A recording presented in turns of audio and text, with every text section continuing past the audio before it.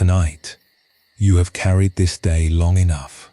Every conversation, every small decision, every moment you wished had gone differently. You have held it all since morning, and now, here in the quiet, you are still holding it. There is a very old story about two monks who stood beside a river, and what the younger monk did not understand until hours later. We will come to that story soon, but for now, all you need to know is this. Tonight, we are going to let the day go. There is nothing you need to remember, nothing you need to do. Just listen. Before we begin, I would love to know, where in the world are you listening from tonight? And what time is it where you are? Feel free to share in the comments. And if these quiet stories help you find rest, a like or a subscribe means the world to this small channel. It helps others who cannot sleep find their way here too. Now, let us settle in together. These are not lessons to memorize or rules to follow. They are simply stories. Old stories, gentle stories, the kind that have been told for over 2,500 years. Not in classrooms, but in quiet places, under trees, beside rivers, in small rooms where the candle was burning low. Tonight, they are yours. You do not need to know anything about Buddhism to receive what these stories offer. They are not about religion. They are about the things you already know, but sometimes forget. That you are allowed to rest. That the day does not need you anymore. That the part of you that has been running since morning is allowed to stop. The stories tonight are about one simple thing: letting the day go. Not forcing it away, not pushing it down, just letting it pass through you the way a breeze passes through an open window. It comes, you feel it, and then it moves on. So, settle in now. Let your body grow heavy. Take a slow, deep breath, and let us begin our journey together. Thank you for joining us here at Moonlit Dharma. Our first story begins in a house beside a lake, where autumn had just arrived. Not dramatically, not all at once, but in the way autumn always comes, quietly. A single leaf turning gold while the rest were still green. A coolness in the air that was not there the week before. A different quality of light in the late afternoon, softer somehow, as if the sun itself had decided to speak more gently. A woman lived in that house. She had been a teacher for 31 years. Tremi school, the kind of teaching where you tie shoes and wipe tears and explain why the sky is blue for the 400th time and still find a way to make it sound like a wonder. She had retired 2 years ago, and most days she enjoyed the quiet. She would walk along the lake in the morning, when the mist was still sitting on the water, like a thin white blanket that no one had folded. She would read in the afternoon with the window open, so she could hear the birds changing shifts. The daytime ones growing quiet, the evening ones beginning their slower, deeper songs. She tended a small garden where the tomatoes never quite ripened before the frost came. But she planted them every year anyway, because the planting was the point. But the nights were different. The nights were when the conversations came back. Not all conversations, just certain ones. The ones where she had said something she wished she could unsay, or not said something she wished she had. They arrived uninvited, usually around the time she turned off the bedside lamp, as if the darkness were an open door, and every unfinished exchange knew the way in. Tonight it was the conversation with her daughter. It had happened that afternoon, over the phone. Nothing dramatic, no argument, no raised voices, just a moment where she had offered advice that was not asked for, and her daughter's silence afterward had been a kind of answer. She had heard it in the pause before her daughter said, "I know, Mum. I know." 3 words. And yet here she was, 4 hours later, lying in bed, rewriting the conversation in her mind. She should have said this instead. She should not have said that. If only she had waited. If only she had listened first. If only she had let the silence be a silence, instead of filling it with words her daughter did not need. She got up. She could not stay in that bed with all those words circling. She put on a sweater, the old grey one that smelled faintly of cedar from the closet, and stepped out onto the porch. The lake was perfectly still. The moon sat on its surface, like a coin someone had placed there carefully and forgotten. The trees along the far shore were dark shapes against a darker sky, their reflections reaching down into the water, as if each tree had a twin that lived beneath the surface. Somewhere to her left, a cricket was singing, one single cricket, steady and unhurried, as if it had all the time in the world and nothing at all to say about how the day had gone. The air smelled of fallen leaves and damp earth and the last trace of wood smoke from someone's chimney down the road. She stood there for a while, letting the cold settle on her arms. It was not an unpleasant cold. It was the kind that wakes the skin without startling it. The way cool water feels on your face, first thing in the morning. She did not know how long she stood there before she noticed the light next door. Her neighbor, an old woman who had lived beside the lake longer than anyone could remember, was sitting on her own porch, a blanket across her lap, a cup of something warm between her hands. Tea, probably, the kind she made from herbs she grew in clay pots along her railing. The old woman waved, not a big wave, just a small lift of the fingers, the kind of greeting that says, "I see you, and you do not need to explain." The woman walked over. The grass between the 2 porches was wet with dew, and she felt it on her bare feet, cold and alive. She did not plan to talk about it, but the old woman had a way of listening that made words come out, whether you meant them to or not. She had that kind of face, unhurried, unjudging, like a lake that does not flinch at what it reflects. "I said something today," the woman began, "to my daughter, and I have been going over it all evening. I keep changing the words in my head, as if I could fix it by replaying it enough times." The old woman nodded slowly. She took a sip from her cup. Steam curled up past her eyes.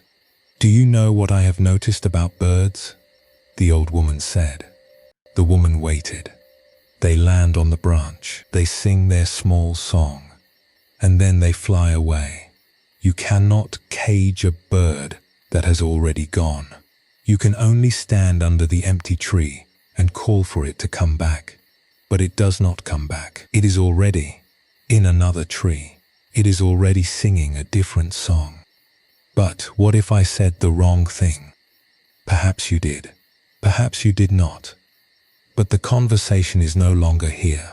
It flew this afternoon. What is still here is your memory of it. And your memory is not the conversation.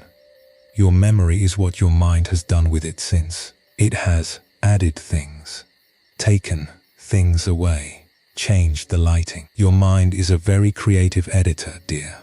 But it is editing a film that has already finished playing. Then, what do I do with it? The feeling that I got it wrong. You could do what the lake does, the old woman said, nodding toward the water. The lake held the sun all day. Every cloud, every bird, every leaf that fell. The lake held it all. And now look at it. It is holding the moon instead. It did not decide to let go of the sun. The sun simply went, and the lake let it. The woman stood there. The old woman's words were simple. Too simple, almost, but something in them landed the way A leaf lands on water, without force, without sound, settling naturally into a surface that was ready to receive it. Thich Nhat Hanh, the beloved Vietnamese Zen teacher, once wrote, "Letting go gives us freedom, and freedom is the only condition for happiness. If, in our heart, we still cling to anything, anger, anxiety, or possessions, we cannot be free." The woman did not know this quote. She did not need to. What she knew, standing there on the porch with her feet wet from the grass and the cold beginning to reach her shoulders, was that she had been holding a conversation that had already ended, and the lake in front of her was doing the only thing it knew how to do, reflecting whatever was here now, not what was here this afternoon. Now. She thanked the old woman. She walked back across the wet grass to her own porch. She sat down in the chair she never used, the one that faced the water, and she stayed there for a long time. The cricket was still singing its single unhurried note. The moon had moved slightly, trailing its reflection across the surface, and the lake had not tried to hold the old reflection in place. It had simply let the light go where the light wanted to go. Tonight, if you are lying here with a conversation that will not leave, a thing you said at lunch, a text message you reread 3 times, an exchange with someone you love where the words came out crooked and you have been straightening them ever since. You are not alone in this. You are not broken. You are simply doing what the mind does. It replays, it edits, it rehearses a better version of a scene that has already closed. There is an old Pali word for this. The Buddha's language had a term, papancha, and it means something like the mind's tendency to take one small moment and spin it outward into 100 versions. One sentence becomes a story. The story becomes a verdict. The verdict becomes a feeling that settles in the chest and will not leave. And before you know it, you are lying awake at 3 in the morning, prosecuting a case that no one else is attending. Papancha is not a flaw. It is not something wrong with you. It is simply what minds do. The way a river does not choose to carry sticks downstream. It just does. Because that is what moving water does. The question is not how to stop the river. The question is whether you need to chase every stick it carries. Ajahn Chah, a Thai forest monk who taught with the gentleness of someone who had spent decades watching his own mind do exactly this, once said simply, "Do everything with a mind that lets go, not a mind that forces, not a mind that fights. A mind that lets go the way you might open your hand and let a handful of sand fall through your fingers. Not throwing it, not gripping it, just opening, just allowing." There was another person who understood this, though he would never have used a word like papancha, and he had probably never heard of Ajahn Chah. He was a watchmaker, and he lived in a narrow shop on a street so old that the cobblestones had been worn smooth by 500 years of footsteps. His shop was small, barely wide enough for 2 people to stand side by side, but it held more clocks than most people see in a lifetime. Grandfather clocks with brass pendulums that swung slow and heavy, like the breathing of something ancient. Pocket watches with cases thin as eggshells, their faces no bigger than a coin. Cuckoo clocks from mountain villages, whose names he had never learned to pronounce. Wall clocks with Roman numerals. Desk clocks with ivory hands. One clock, shaped like an owl, whose painted eyes moved back and forth with each tick, as if the owl were watching time pass and finding it mildly amusing. The light in the shop was always amber. It came through a single window that faced west, and by late afternoon, the whole room glowed as if it were made of honey. Dust floated in the beams of light turning slowly, in no hurry to land. He worked with a magnifying lens strapped to his forehead, and through that lens, the gears of a watch looked like the inside of a very small, very precise universe.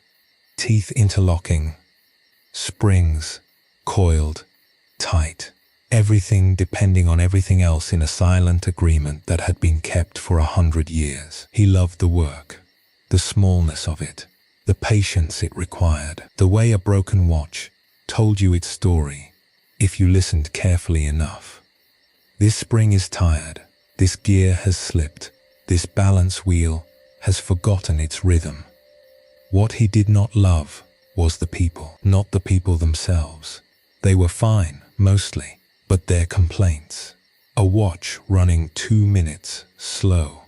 A clock that chimed 13 times at noon. A pocket watch that had belonged to a grandfather and now refused to open, as if it were keeping its secrets. They brought their frustrations to his counter the way you might bring a sick animal to a veterinarian. Urgently, impatiently, as if the broken thing were a personal insult the universe had aimed specifically at them. And he took it in, all of it, every frown, every heavy sigh, every "I paid good money for this." He absorbed their dissatisfaction the way the walls of his shop absorbed the ticking. Silently, steadily, without anyone noticing, without anyone thinking to ask whether the walls minded. The problem was that he could not leave their words at the shop. He carried them home. He carried them to dinner, where his wife could see in his face that the day had followed him through the door, and sat down at the table, uninvited. He carried them to bed, where they ticked inside his head long after the bedroom was dark and the street outside was silent, and even the clocks in the shop had no audience. One evening, after a particularly difficult customer, a man who had shouted, actually shouted, over a second hand that skipped once every 43 seconds. The watchmaker sat alone in his shop after closing. He had not turned on the streetlight outside. He had not locked the door. He was just sitting, surrounded by ticking. Every clock on every wall, on every shelf, in every drawer was alive. The sound was enormous and tiny at time, like rain on a tin roof, heard from inside, like a heartbeat heard through a stethoscope, like the sound the world might make if you could press your ear against it and listen to it breathe. He looked at the oldest clock in the shop, a wooden mantel clock with a face so worn you could barely read the numbers. It sat on the highest shelf, behind a stack of empty boxes, and it had not been wound in years. Its hands were stopped at 3:10, frozen, holding a time that no longer existed anywhere except on that face. And he thought, that is what I am doing. I am an unwound clock. I am holding the time of conversations that have already passed. 3:10, a customer who shouted at noon, a woman who frowned at 2:15, a boy who said his grandfather's watch was worthless now. I am keeping their hours alive inside me, and they have long since walked out the door and forgotten they ever came in. He reached over and lifted the old clock down from the shelf. He blew the dust off its face. He opened the back panel. The hinges were stiff, reluctant, but they gave, and he found the winding key still inside, resting in its slot as if it had been waiting. He wound it, slowly, carefully, the way you might wake someone who has been sleeping a long time and deserves to be woken gently. The mechanism resisted at first, then caught, and the pendulum behind the glass began to move. Tick, tick, tick, a new time. Not 3:10 from some forgotten afternoon. Now, this evening, this breath. He set the clock back on the shelf. He closed his shop. He turned off the amber light. He stepped out onto the cobblestones and pulled the door shut behind him. The street was empty. The air smelled of bread from the bakery 2 doors down. A warm, yeasty smell that had no opinion about his day, and of rain that had not quite arrived but was thinking about it. He walked home, and for the first time, in longer than he could remember, he did not carry a single conversation with him. Not the shouting man, not the frowning woman, not the boy, not a single tick that did not belong to this moment, this step, this stone beneath his shoe. There is an old Zen story that has been told in monasteries and tea houses and under pine trees for centuries. It is very short, but short stories sometimes carry more than long ones. 2 monks were traveling together on a dirt road, one older, one younger. The older monk walked slowly, the way people walk when they are no longer trying to get somewhere fast. The younger monk walked the way young people walk, with purpose, with a destination in mind, with the quiet certainty that arriving matters more than the road. They came to a river. The current was strong, not dangerous, but enough to make crossing difficult. A young woman stood at the bank, her robes gathered in her hands, looking at the water, with the expression of someone calculating a risk. Without a word, the older monk walked to her, lifted her onto his back, waded through the cold water. It came up past his knees, soaking his robes, and set her down on the dry ground of the other side. She thanked him. He nodded once, and the 2 monks continued walking. They walked for hours, through a forest where the light came down in shafts between the branches, past a field where a farmer was burning the stubble of a harvested crop, the smoke rising straight into a windless sky. The younger monk said nothing, but his silence had a particular quality, the tight, buzzing quality of a person who is holding something in, and the holding is becoming heavier with every step. Finally, he stopped. "How could you do that?" he said. His voice was controlled, but barely. "We have taken vows. We are not to touch a woman. You carried her, on your back, through water." The older monk stopped walking. He turned around. He looked at his companion, with eyes that held no defensiveness, no guilt, no impatience, only a kind of gentle surprise, as if he had forgotten the river entirely, and was now being reminded of something that had happened in a previous life. "I set her down at the river," the older monk said quietly. "That was hours ago. Why are you still carrying her?" The younger monk stood there, on the dirt road. The birds went on singing. The smoke from the farmer's field drifted sideways now, as if even the wind had finally arrived and found its direction. And something inside the younger monk, something that had been clenched for hours, maybe longer, maybe since before the river, maybe since the day he first decided that rules mattered more than kindness, began, very slowly, to open. That is all letting go is. It is not a technique you learn in a book. It is not a skill you practice until you get it right. It is the moment you realize you are still carrying something that you already set down. The woman is on the other side of the river. The conversation ended this afternoon.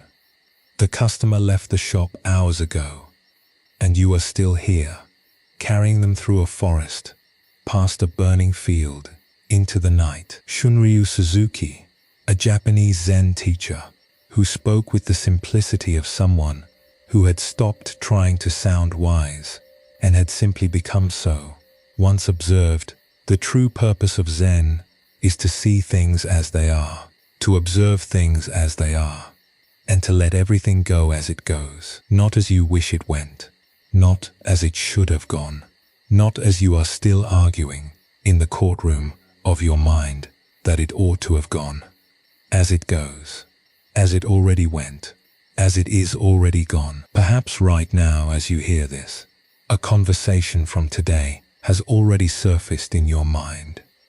You did not call it. You did not send it an invitation. It arrived on its own. The way the younger monk's frustration arrived, hours after the river had dried on his robes. And if you notice it, just notice it, the way you might notice a bird landing on a branch outside your window, without chasing it, without rewriting it, without building a case for or against yourself, it may begin to drift, like a bird that has already left the tree, like water that does not hold the shape of yesterday's rain, like a clock that has been wound to a new hour. You do not need to fix tonight what was said this afternoon. The conversation has already flown. What remains is only the echo. And echoes fade, not when you shout back at them, but when you stop listening for them. Let this breath be enough. Not the breath that fixes everything, not the breath that makes it right, just a breath. One breath, the kind of breath that says, I am here, and the day is behind me, and that is enough for now. And perhaps that is enough for now. Let us rest here for a moment. Take a slow, deep breath. Feel the weight of your body against whatever is holding you tonight. Notice what has begun to soften since we started this journey together. When you are ready, we will continue together. The next story begins with a woman who carried something much heavier than words. A single decision, made 30 years ago, that she had never quite been able to set down. She was a woman who had spent her whole life caring for others, 40 years as a nurse. Night shifts, mostly, the kind where you walk quiet hallways at 2 in the morning and check on people who are too sick to know you are there. She had held hands that were too weak to squeeze back. She had adjusted pillows for people who could not tell her whether the pillow was right. She had made 1,000 small decisions in the dark, each one carrying the weight of someone else's body, someone else's trust, someone else's life. She had retired 3 years ago, and most of her days now were gentle. She gardened. She read novels she had been meaning to read for decades, thick ones, the kind you can fall into like a warm bath. She called her grandchildren on Sundays and listened to them talk about things she did not fully understand, but loved hearing about anyway. But there was one night she had never let go of. It was a summer night, and she was standing in her garden, barefoot. She had come outside because the house felt too small, not physically, but the way a room feels small when your thoughts are too large for it. The garden was her church, her clinic, her place where things grew without asking permission and died without apology. The air was warm and thick, the way summer air gets in the hours after the sun has gone, but the earth is still breathing out the heat it stored all day. She could smell the jasmine. It bloomed at night. That particular jasmine, as if it had decided that beauty was a private thing, best offered when no one was watching. The soil beneath her bare feet was cool and slightly damp, and she could feel the texture of it. The small stones, the softness between them, the faint give of earth that has been watered and is still holding the memory of rain. Fireflies drifted through the garden like small, unhurried thoughts. They blinked on and off, each one carrying its own brief lantern through the darkness. She had read somewhere that fireflies glow to find each other, and she liked that. The idea that light could be a kind of calling, a way of saying, I am here, are you here too? The night she could not let go of was 30 years old. A patient, a woman, not much older than she was at the time, had come in with chest pains. The signs were ambiguous, the tests were inconclusive, and she, the nurse on duty, had made a judgment call. She had waited, she had monitored, she had chosen to observe rather than escalate, because the protocol at the time supported that choice. And because her training told her that not every chest pain is a crisis, and because she trusted her eyes and her hands, and the steady beeping of the monitor, the patient had been fine. She had gone home 2 days later, walking, smiling, alive. But for 30 years, the nurse had carried the question, what if she had been wrong? What if waiting had been the wrong call? What if, in some parallel version of that night, the patient had not been fine, and it would have been her fault? The patient herself had probably forgotten. She was probably alive somewhere, perhaps a grandmother herself now, perhaps standing in her own garden on a summer night, thinking about something else entirely. But the nurse remembered. The nurse carried the weight of a decision that had turned out right, but could have turned out wrong, and the could have haunted her the way a shadow follows a body, faithfully, silently, never quite touching, but never quite gone. She looked at the old cherry tree in the corner of her garden.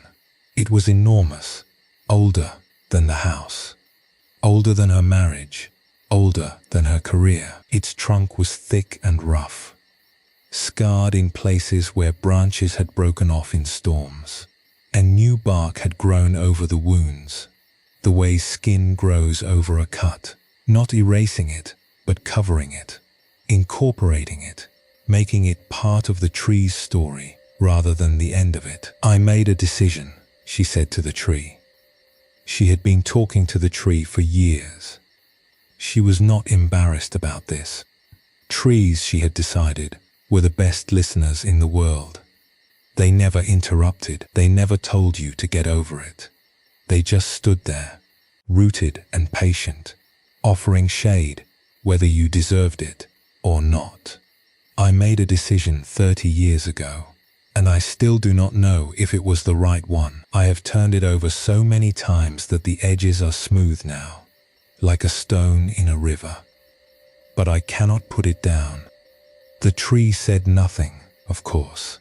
The fireflies went on blinking. A moth circled the porch light with the dedication of someone who has mistaken intensity for purpose. She looked at the ground around the tree, at the fallen blossoms from last spring, now brown and dry, pressed into the soil.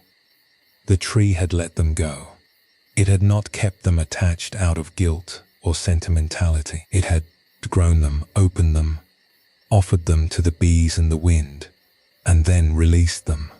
And now it was growing new buds, already in the dark, preparing for a spring that was still 9 months away. The tree did not grieve its fallen petals.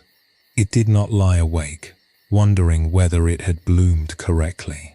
It did not replay the spring, wishing it had opened 3 days earlier, or held its flowers 2 days longer. The great Zen master Dogen once wrote, "To study the Buddha way is to study the self. To study the self is to forget the self. To forget the self is to be actualized by myriad things." She did not know Dogen, but she understood, standing barefoot in the damp earth, that she had been studying this one moment, this one decision, this one night, for 30 years. And perhaps the studying was finished. Perhaps the only thing left was the forgetting. Not forgetting the night itself. Forgetting the version of herself that she had decided was guilty. She pressed her toes into the soil. The coolness moved through her feet and up into her ankles, and she thought of all the roots beneath her, the cherry tree's roots, the roots of the grass, the roots of the jasmine, all of them tangled together in the dark, unseen, doing their work without anyone watching or judging or keeping score. Her mistake, if it was a mistake, had become like those roots. It was underground. It was part of what held her up. It was not a thing to be removed. It was a thing to be understood as part of the structure. Not the whole tree, not the blossoms, not the visible part, just the roots, just the part that no one sees but everything depends on. She stood there a while longer. The fireflies kept blinking their patient, intermittent light. The jasmine kept releasing its scent into air that asked for nothing. And somewhere inside her, in a place she could not name, somewhere between her chest and her throat, something unclenched. Not dramatically, not with a rush of tears or a burst of insight, just a small loosening, the way a fist relaxes when you have been clenching it so long that you forgot you were clenching it at all. What she was beginning to feel, though she would not have had a word for it, is something that Pema Chodron, an American Buddhist teacher who writes with the tenderness of someone who has failed many times and forgiven herself for all of them, once described this way. Having compassion starts and ends with having compassion for all those unwanted parts of ourselves, all those imperfections that we don't even want to look at, the unwanted parts, the decision you are not sure about, the word you said 20 years ago, the thing you did or did not do when it mattered. These are not stains on the cloth of your life. They are threads in it, dark threads, perhaps, threads you would not have chosen, but threads without which the cloth would have a hole. Tonight, if there is something old you are carrying, not from today, but from long ago, something you have turned over so many times that the edges are smooth, consider this. If a friend came to you and told you the same story, told you they had made the same decision under the same impossible circumstances, with the same incomplete information and the same racing heart, what would you say to them? Would you condemn them? Or would you put your hand on their arm and say, you did what you could, you did what you knew how to do, and that is enough? You already know the answer. You have always known it. The only person you have not yet said it to is yourself.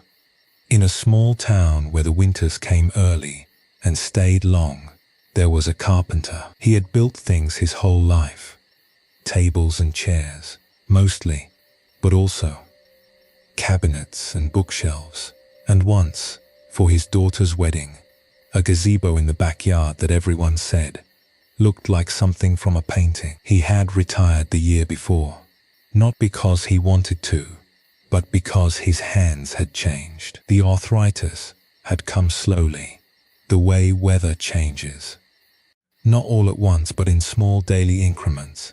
A stiffness here, a swelling there, until one morning he picked up a chisel, and his fingers would not close around it properly. The tool felt foreign in a hand that had held it for 50 years. His workshop sat behind his house, a separate building, small, with one window, and a door that stuck in summer and swung freely in winter. The floor was covered in sawdust that had accumulated in layers over decades, like geological strata, oak dust, pine dust, maple dust, each layer a record of something he had built and sent out into the world. The light inside was grey in winter. It came through the single window and lay across the workbench like a tired guest. Tools hung on pegboard walls, saws, planes, squares, levels, each one in its place, each one with a specific shape worn into its handle by his specific hand. The room smelled of wood shavings and linseed oil, and something else, something harder to name. The accumulated scent of patience, perhaps, of years spent making one thing at a time, and making it well. The last piece he had built was a dining table. Cherry wood, hand-joined, no nails. He had spent 3 months on it, longer than usual, because his hands were slower now, and because he wanted this one to be right. It was for a couple who had just moved to town, their first real piece of furniture, and he had taken extra care with the grain, matching the boards, so the pattern flowed across the surface like water over stones. But when they received it, they found a crack, a hairline fracture along one edge, barely visible. The kind of thing you would not notice unless you ran your finger along the rim. They brought it back. They were polite about it. They said they understood. But they brought it back. He stood in his workshop now, in the grey winter light, looking at the table. The crack was there. He could see it. A thin, dark line, no wider than a pencil mark, running along the grain for about 4 inches. He ran his thumb across it. He could feel it. The slightest interruption in the smooth surface. A tiny valley where the wood had separated from itself. He could fix it. He knew how. Fill it, sand it, finish it, and the crack would disappear. But that was not what was keeping him here, in the cold workshop, with the snow falling softly past the window. What was keeping him here was the feeling that the crack was his fault, that after 50 years, his hands had failed him, that the last thing he had made, perhaps the last thing he would ever make, was flawed. "You were not supposed to be there," he said to the crack. His breath made small clouds in the cold air. I checked the grain. I dried the boards. I did everything right." The crack, of course, said nothing back, but the wood did something that wood always does. It sat there, being itself, without apology, and slowly, the way understanding sometimes arrives, not like lightning but like dawn, not all at once but in gentle increments of light. He began to see the crack differently. The crack was not a failure. The crack was the wood being wood. Wood cracks. It moves, it breathes, it responds to humidity and temperature and time. It is alive even after it has been cut, even after it has been shaped and sanded and finished. It goes on being a living thing, and living things are not perfect. Living things have cracks. Pema Chodron once wrote, "As long as our orientation is toward perfection or success, we will never learn about unconditional friendship with ourselves, nor will we find compassion." He was not oriented toward perfection. He never had been. Not consciously, but he had been oriented toward the absence of flaws, which is the same thing wearing different clothes, and standing there in the cold workshop, running his thumb along a crack that was 4 inches long and 30 years of habit deep. He realized that the crack was not the problem. The problem was his belief that the wood and he should have been without one. He placed his whole hand flat on the table, palm down, fingers spread. He felt the surface, the smooth parts and the cracked part, the warm grain and the cool fracture. He did not fill it. He did not sand it. He just touched it, the way you might touch the face of someone you love and say, without words, "I see this. I see all of it, and it does not change anything." He closed the workshop door behind him and stepped out into the snow. The flakes were large and slow, the kind that fall like feathers, the kind that children catch on their tongues. He tilted his face up and let one land on his forehead. It melted instantly, a tiny cold point, then warmth, then nothing. There is a woman who lives by the sea. Every morning, before the tide comes in, she walks down to the wet sand and draws, not with pencils or brushes, with a stick. A piece of driftwood she found years ago, smooth and pale, curved like a rib. She draws large, elaborate designs, spirals and waves and flowers and patterns that have no name. They cover 20, 30 feet of sand. They take an hour, sometimes 2.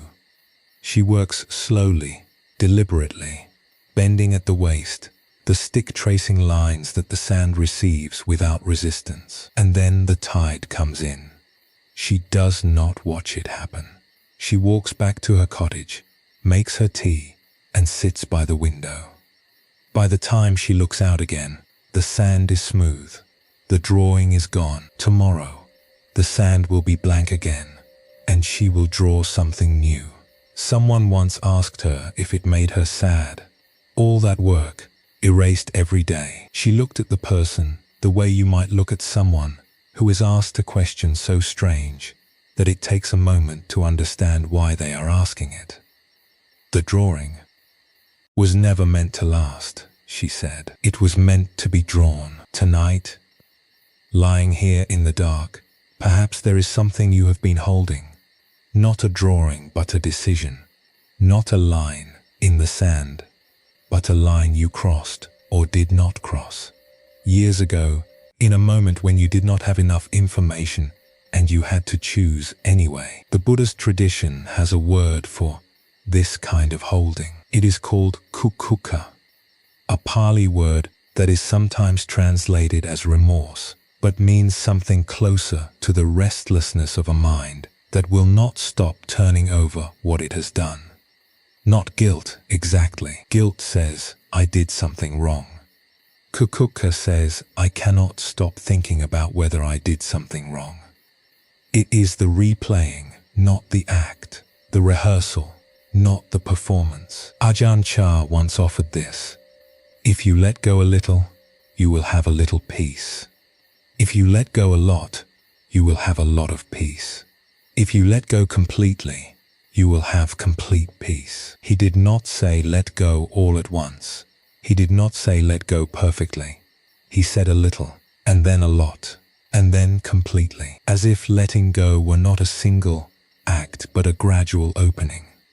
The way a hand unclenches, finger by finger, when it has been closed so long that it has forgotten what open feels like. Perhaps there is something your hands have been holding tonight, not a physical thing, a memory, a verdict you passed on yourself long ago and never appealed. And perhaps, right now, without deciding to, without trying to, your fingers are a little more open than they were an hour ago. Perhaps the grip has loosened, not because you forced it, but because you have been lying here, listening to stories about a woman in a garden and a man in a workshop and a woman on a beach, and something in those stories gave your hands permission to rest. You do not need to let go of everything tonight.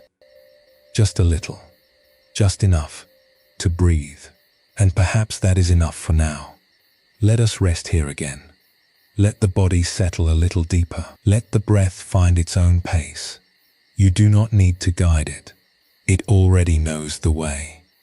When you are ready, we will continue together. The next story is about something even more ordinary than regret.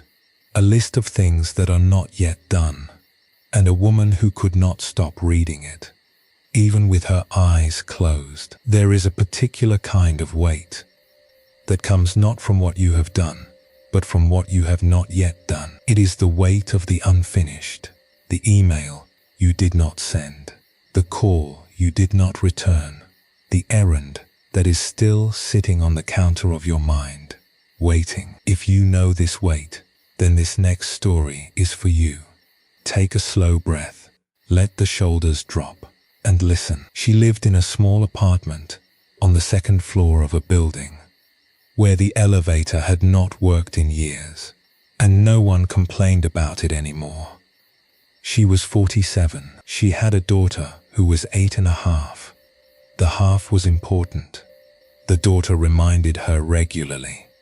And she worked in an office where the fluorescent lights hummed a note that was almost but not quite a B flat, and where her desk faced a window that looked out onto a parking lot, which was not beautiful, but was at least a window. She was a single mother, which meant she was also the plumber and the accountant and the cook and the chauffeur and the person who remembered that picture day was Tuesday, and that the permission slip was due on Friday, and that the dog needed his heartworm medication on the 1st of every month. She kept lists She kept lists the way some people keep journals, faithfully, obsessively, with the quiet belief that if she could just write everything down, nothing important would fall through the cracks. The problem was that the lists never ended. Tonight, it was 11:30, and she was sitting at the kitchen table. The apartment was dark, except for the small lamp beside the stove.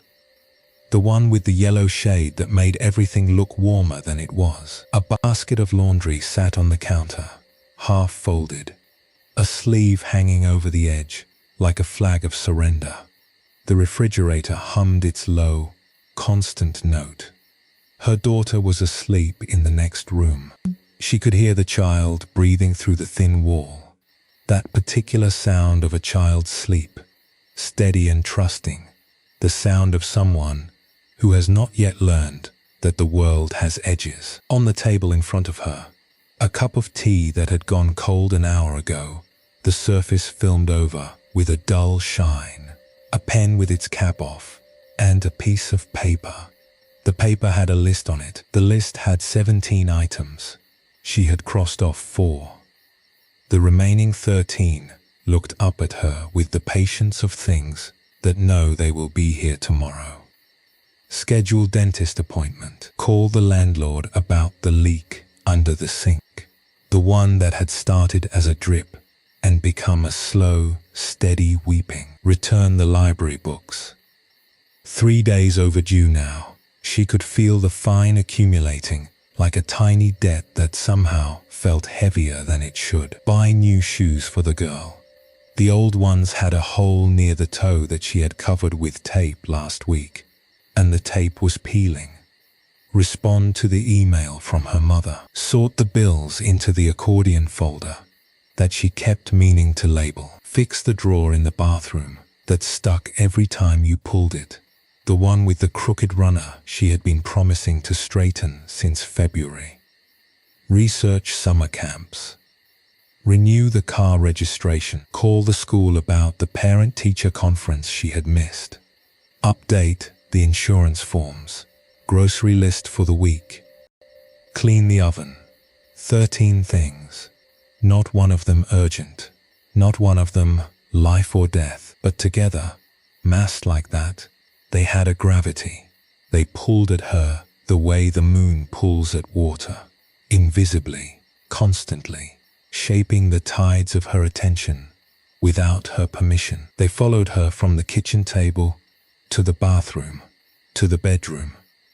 And when she lay down and closed her eyes, they were still there, glowing behind her eyelids like the afterimage of a bright light.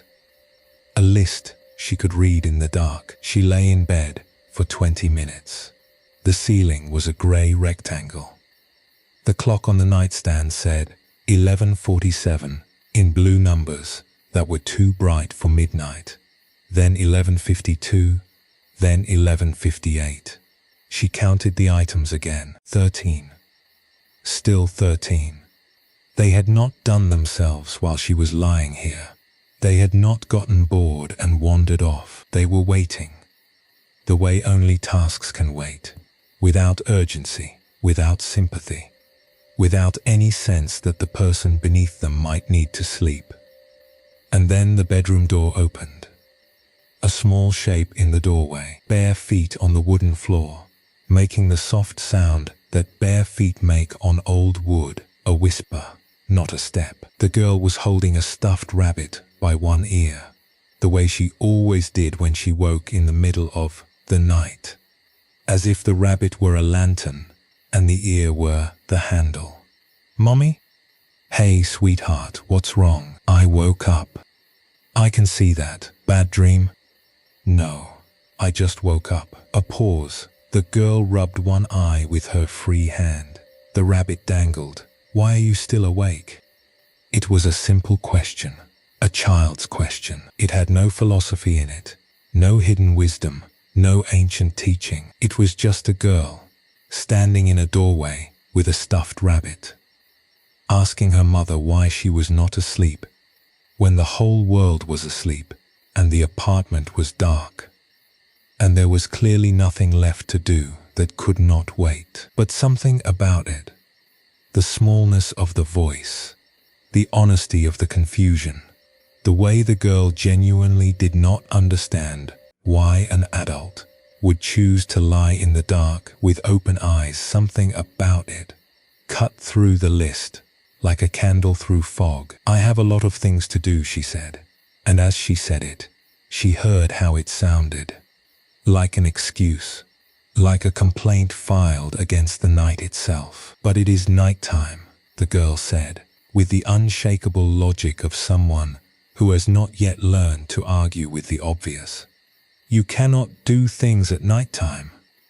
Nighttime is for sleeping." The Buddha once spoke of clinging, upadana, he called it, the way the mind grasps and holds and refuses to release. He identified 4 kinds of clinging: to pleasures, to beliefs, to rituals, and to the idea of a fixed self. But there is a 5th kind that he did not name, perhaps because it was too ordinary to mention, too woven into daily life to deserve its own category.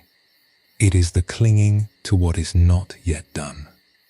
The clinging to the list, the quiet, insistent belief that you are not allowed to rest until every item has been crossed off, every email answered, every drawer fixed, every shoe replaced, every small obligation met and filed and finished. Thich Nhat Hanh once wrote, "The miracle is not to walk on water.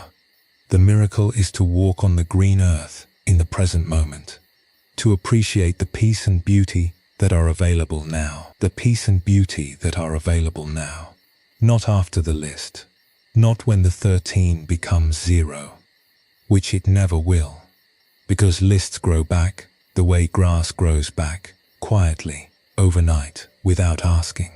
Now, in a dark apartment, with a child in the doorway, with a cold cup of tea on the kitchen table, and a pen whose cap is off, and a night that is asking nothing of you except that you close your eyes." She got up, she lifted the girl. The girl was getting heavy now, all legs and elbows, almost too heavy to carry, but not yet, not tonight. And she carried her back to bed. She tucked the rabbit under one arm and pulled the blanket up to the girl's chin. The blanket had stars on it, yellow stars on a blue field, a gift from the girl's grandmother, worn soft from washing. "Mommy? Yes? The things on your list. Will they still be there tomorrow?" "Yes, baby. They will still be there tomorrow." "Then they can wait," the girl said, and she was asleep before the sentence finished. Her breath evening out, her hand relaxing around the rabbit's ear. The woman stood in the doorway of her daughter's room for a moment. The nightlight cast a faint orange glow across the carpet.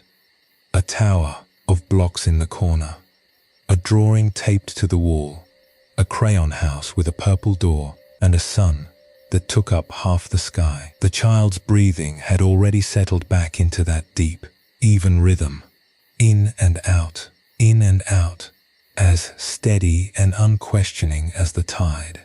She walked back to the kitchen. The list was still on the table, 13 items. She did not cross any off. She did not add any. She turned off the lamp, and the kitchen went dark, and the list became invisible. Not gone, just invisible, the way stars are still there during the day, even though you cannot see them. She went to bed. She lay down, and the list was still there, somewhere in the dark behind her eyes. But tonight, for the first time in a long time, it did not feel like a demand. It felt like a fact, a neutral fact, like the number of stairs in the building or the color of the walls. The things existed. They would be there tomorrow. And tonight, she was allowed to sleep. Tonight, if you are lying here with a list of your own, tasks unchecked, messages unsent, half-finished things scattered across the landscape of your week, like stones along a path. You are not behind. You are not failing. You are simply a person with a life that asks more of you than any single day can hold. And the day is over now. The day has closed its door. What is left on the table can stay on the table. It does not need you tonight. There was a woman who understood this better than most, though she never spoke of it in those terms. She was 73 years old, and she had spent the last 40 years of her life in a garden, not a small garden, a sprawling, unruly, magnificent thing that covered nearly an acre behind her house at the edge of town. It had vegetable beds and flower borders, and a greenhouse made from old windows she had collected from demolished houses, each pane slightly different, so that the light inside was never quite the same from one angle to the next. It had a pond, not a decorative pond, but a real one, with frogs and algae and a heron that visited every Tuesday, as if it had an appointment it took seriously. It had fruit trees that produced more than she could eat, and a compost heap that smelled like the earth's own kitchen. Warm and dark and alive, with the quiet business of decay becoming growth. The garden was never finished. This was the thing visitors did not understand. They would come, friends, neighbors, her grandchildren in the summer, and they would look around at the roses and the bean poles and the lavender hedge that hummed with bees, and they would say, "It is beautiful. You must be so proud." And she would nod and thank them, and then point to the corner where the bindweed was climbing the fence, or the bed where the slugs had gotten to the lettuce again, or the patch of ground she had been meaning to turn over since April, and now it was September, and the ground was still unturned. "It is never done," she would say, not with frustration, not with the weariness of someone who has given up, with something closer to wonder, the wonder of someone who has realized that the unfinishedness is not a problem. It is the nature of the thing. Her granddaughter, a girl of 12 who asked questions, the way scientists ask questions, precisely, relentlessly, without embarrassment, came to visit one afternoon in late September. The light was the color of honey, thick and slow, the kind of light that makes everything look like a painting of itself. The shadows of the fruit trees were long and blue on the grass. A breeze moved through the garden, carrying the smell of rosemary and turned earth, and the last of the summer roses, which were blooming with a kind of generous urgency, as if they knew the frost was coming and wanted to give everything they had before it arrived. "Grandma," the girl said, "why do you keep working in the garden if it is never going to be finished?" The old woman was kneeling beside a bed of late-season dahlias, her hands in the soil up to her wrists. Her fingernails were dark with earth. Her knees were wet from the grass. A ladybug walked across the back of her hand with the calm confidence of someone crossing their own living room. She looked up at her granddaughter and smiled. Not a polite smile, but the kind of smile that happens when someone asks you the question you have been waiting your whole life to answer. "Do you think I garden to finish?" she said. "I garden to garden. The weeding is not a problem to solve. It is Wednesday. The pruning is not a task to complete. It is how I spend my morning. The garden does not need to be done, sweetheart. The garden needs to be alive. And alive means growing. And growing means there will always be something next. But does it not bother you? The weeds? The things you have not gotten to? The weeds are not failures," the old woman said, pulling one gently from the soil and setting it aside. "They are just plants I did not invite. And the things I have not gotten to are not debts. They are possibilities. They are next week. They are next spring. They are the reason I will come back out here tomorrow morning and put my hands in the dirt again. Shunryu Suzuki once said, "In the beginner's mind there are many possibilities, but in the expert's there are few." The old woman was not a beginner. She had been gardening for 40 years, but she had a beginner's mind. The mind that sees a patch of weeds not as a failure, but as a possibility. The mind that does not keep score. The mind that understands that the point of the garden was never the finished product. The point of the garden was the gardening. The girl sat down on the grass beside her grandmother. They did not speak for a while. The breeze kept moving. A butterfly, a late one, pale yellow, the kind that appears just before autumn, takes the last of the warmth, landed on the dahlia nearest the girl's knee, stayed for 3 heartbeats, and flew on. The old woman's hands were still in the soil. The weeds were still there. The list of things undone was still long, but the light was golden, and the air smelled of rosemary, and neither of them was in any hurry to be anywhere else. "So it is okay that it is not done?" the girl asked.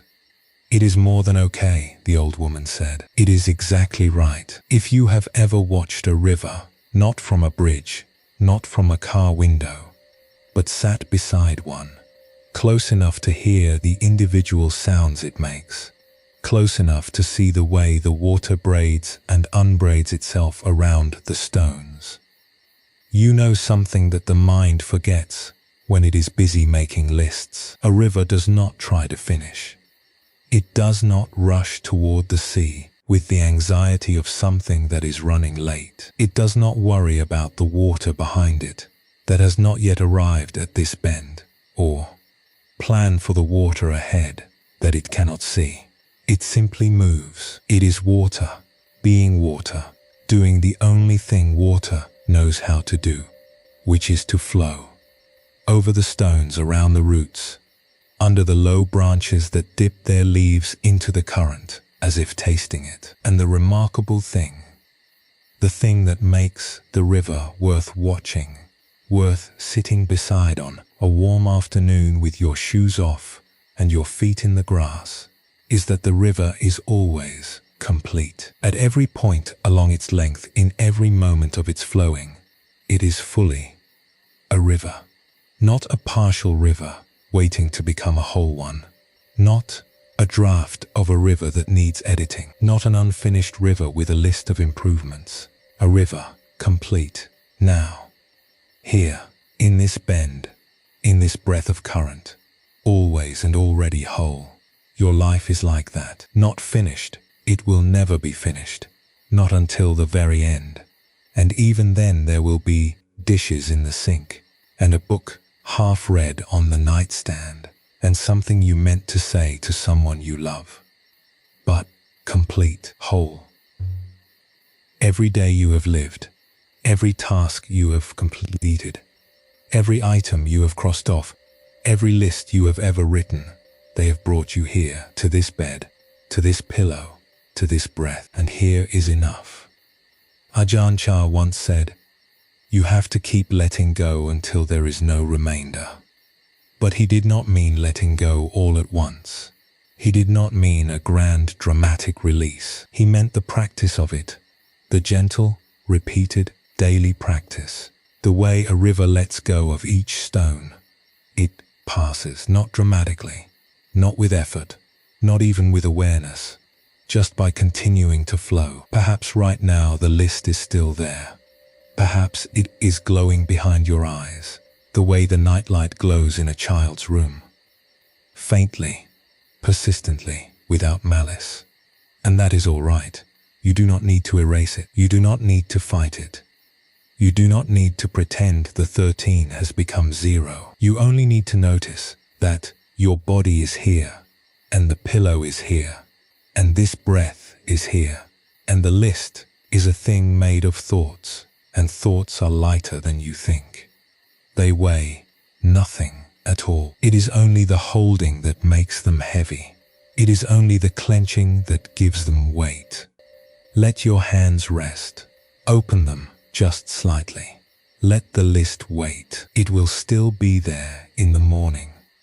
Patient as stones, steady as the river, and you will be rested. And the tasks will feel smaller then. The way everything feels smaller after sleep. The way everything feels more possible after the body has been allowed to lie still and the mind has been allowed to stop counting. When you are ready, we will continue together. The next story begins in a dark bedroom where a woman is lying awake. Not because of the past, not because of unfinished tasks, but because of something that has not happened yet. She is worried about tomorrow, and the worry is louder than the room. There is a strange thing the mind does when the body lies down. It travels, not backward. We have already talked about that. The replaying of conversations, the carrying of old mistakes.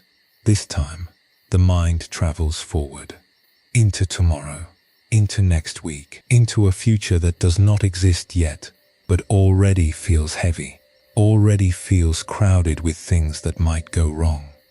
The body is here, in the bed, warm and still, but the mind is somewhere else entirely. In a meeting room, in a doctor's office, in a bank, in a version of tomorrow that it has built from scratch and furnished with its worst fears. If you know this feeling, then you know what it is to worry. And if you are worrying right now, tonight, lying here with your eyes closed or half closed, then perhaps this next part will find you where you are. There is an old story. No one knows exactly where it comes from, but it has the feel of something that has been told many times in many places. About a person who tried to run away from her own shadow. She noticed it one morning, stretching out behind her on the ground, and she decided she did not want it there.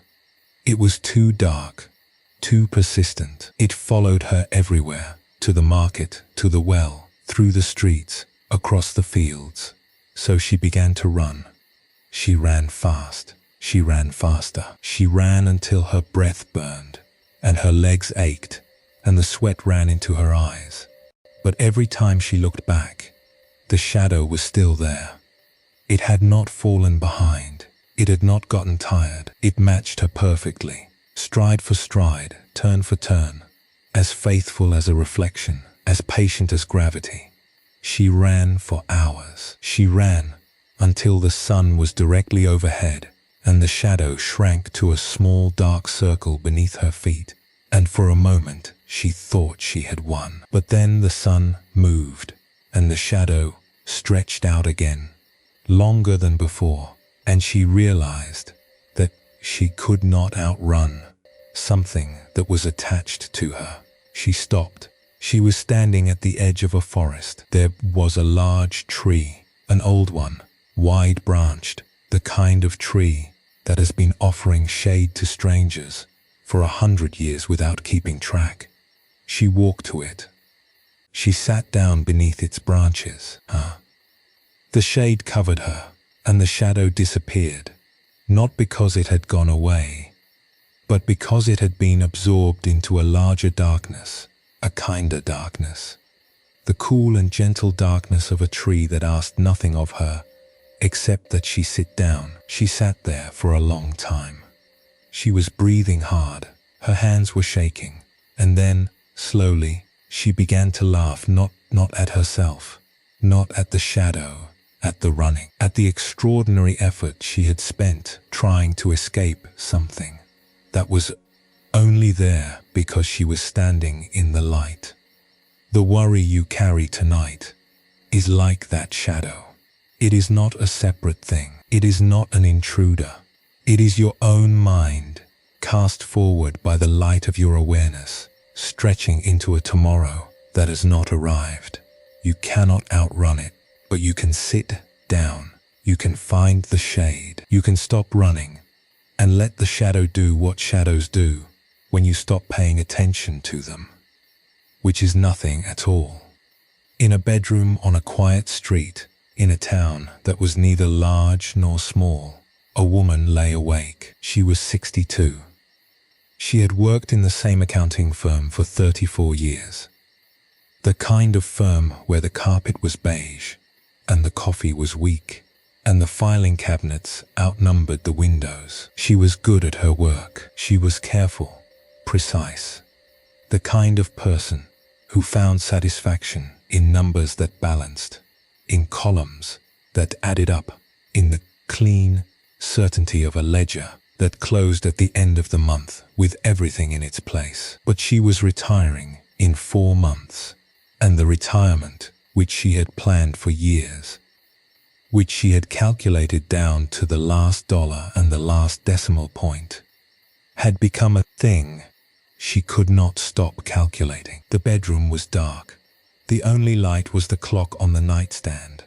Blue numbers, 1:14 a.m., glowing with the steady indifference of a machine that does not know what worry is. The air conditioner hummed its flat, continuous note. Her husband slept beside her, breathing evenly, one hand resting on his chest, the other open on the pillow, as if he had fallen asleep in the middle of receiving something. He had always been a good sleeper. She had always envied this about him. The way he could close his eyes and simply leave. She could not leave. Her mind was in the future. It had set up a desk there and was working through scenarios with the tireless efficiency of someone who has spent 34 years making numbers behave. The pension. Was it enough? She had run the calculations 100 times. It was enough. But what if inflation? What if healthcare costs? What if the roof needed replacing? What if one of them got sick, really sick? The kind of sick that insurance covers in theory, but not in practice. The kind that comes with co-pays and deductibles, and experimental treatments that sound like hope, but cost like luxury. She turned onto her side. The pillow was too warm. She flipped it. The cool side lasted 12 seconds before it became the warm side again. What about purpose? What would she do on a Tuesday at 10 in the morning, when there were no spreadsheets to reconcile, no clients to call, no emails with red exclamation marks demanding her attention? Who was she without the firm? She had been the accountant for so long that it had become not just what she did, but who she was. The way a river becomes its banks, shaped by the thing that contains it. And then, unbidden, the way memories arrive at 2 in the morning, not because you called them, but because the defenses are down and the doors are open. She remembered her mother. Her mother had been a warrior too, a professional-grade warrior, the kind who could find catastrophe in a clear sky. She had worried about weather and money and health and politics, and whether the neighbor's dog would get looser again, and whether the roast was too dry, and whether the children were wearing enough layers. And then, near the end, when she was in the hospital and the worrying should have been at its peak, when there was, for the first time, something truly worth worrying about, she had become very quiet. "Mom," she had said, sitting beside the bed, holding the hand that was thinner than she remembered. "Are you worried?" Her mother had looked at her with eyes that were tired, but clear, clearer perhaps than they had ever been, and said, "I spent my whole life worrying, sweetheart, and I want to tell you something I wish someone had told me 40 years ago." What? Almost none of it happened. The things I worried about, the disasters, the failures, the catastrophes, I rehearsed every night in bed. Almost none of them ever came true. I spent thousands of hours living in a future that never arrived. And all those hours, those were hours I could have been here, just here, in this room, with you. Thich Nhat Hanh once observed, "Anxiety, the illness of our time, comes primarily from our inability to dwell in the present moment." The inability to dwell, not the unwillingness, the inability, as if the present moment were a room with a locked door, and worry were the key that keeps turning in the wrong direction, always almost opening it, never quite. She lay there in the dark bedroom, her mother's words settling into her the way rain settles into soil, slowly, deeply finding the cracks. She did not solve anything. She did not resolve the pension question, or the purpose question, or the roof question. Those questions were still there, sitting patiently in their chairs, waiting. But she closed her eyes, and behind her eyelids, instead of spreadsheets and scenarios, she saw her mother's face. Not the worried face, not the calculating face, but the face at the end, the clear-eyed face, the face that had finally stopped running numbers and started just being a person in a room with her daughter. And that was enough, not an answer, just enough. Tonight, if you are lying here with a worry that has made itself at home in your chest, a worry about money or health, or a conversation you have to have tomorrow, or a decision that is waiting for you, like a door you have not yet opened, you are not alone, and you are not foolish for worrying.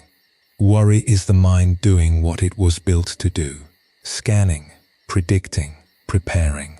It is the mind trying to protect you from a future it cannot see. But there is a word in the Pali language, vicikiccha, and it describes something close to what worry does at night.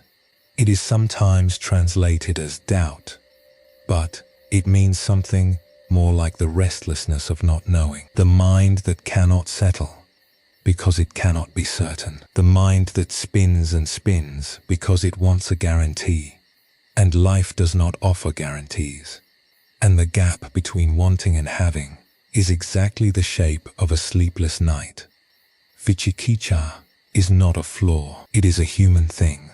The mind wants to know, and when it cannot know, when tomorrow is still locked and the key is not available, the not knowing becomes a kind of friction, a heat that keeps the engine running long after it should have been turned off. There was an old fisherman who understood this. He lived at the edge of a small harbor in a house built so close to the water that on stormy nights the spray would reach his kitchen window and leave salt crystals on the glass, like the footprints of very small, very persistent visitors. He had fished for 50 years. He had retired 5 years ago, not because he chose to, but because his back had made the choice for him.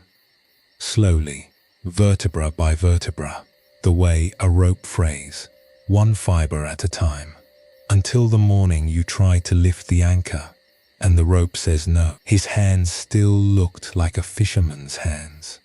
Thick fingers, scarred knuckles, nails that had never quite recovered their shape from decades of pulling wet rope in cold wind. He kept a small bowl of sea glass on the kitchen windowsill, green and blue and amber pieces, worn smooth by years of tumbling, each one a sharp thing that the ocean had made gentle. He liked to hold them sometimes, running his thumb across the surfaces, feeling the absence of edges.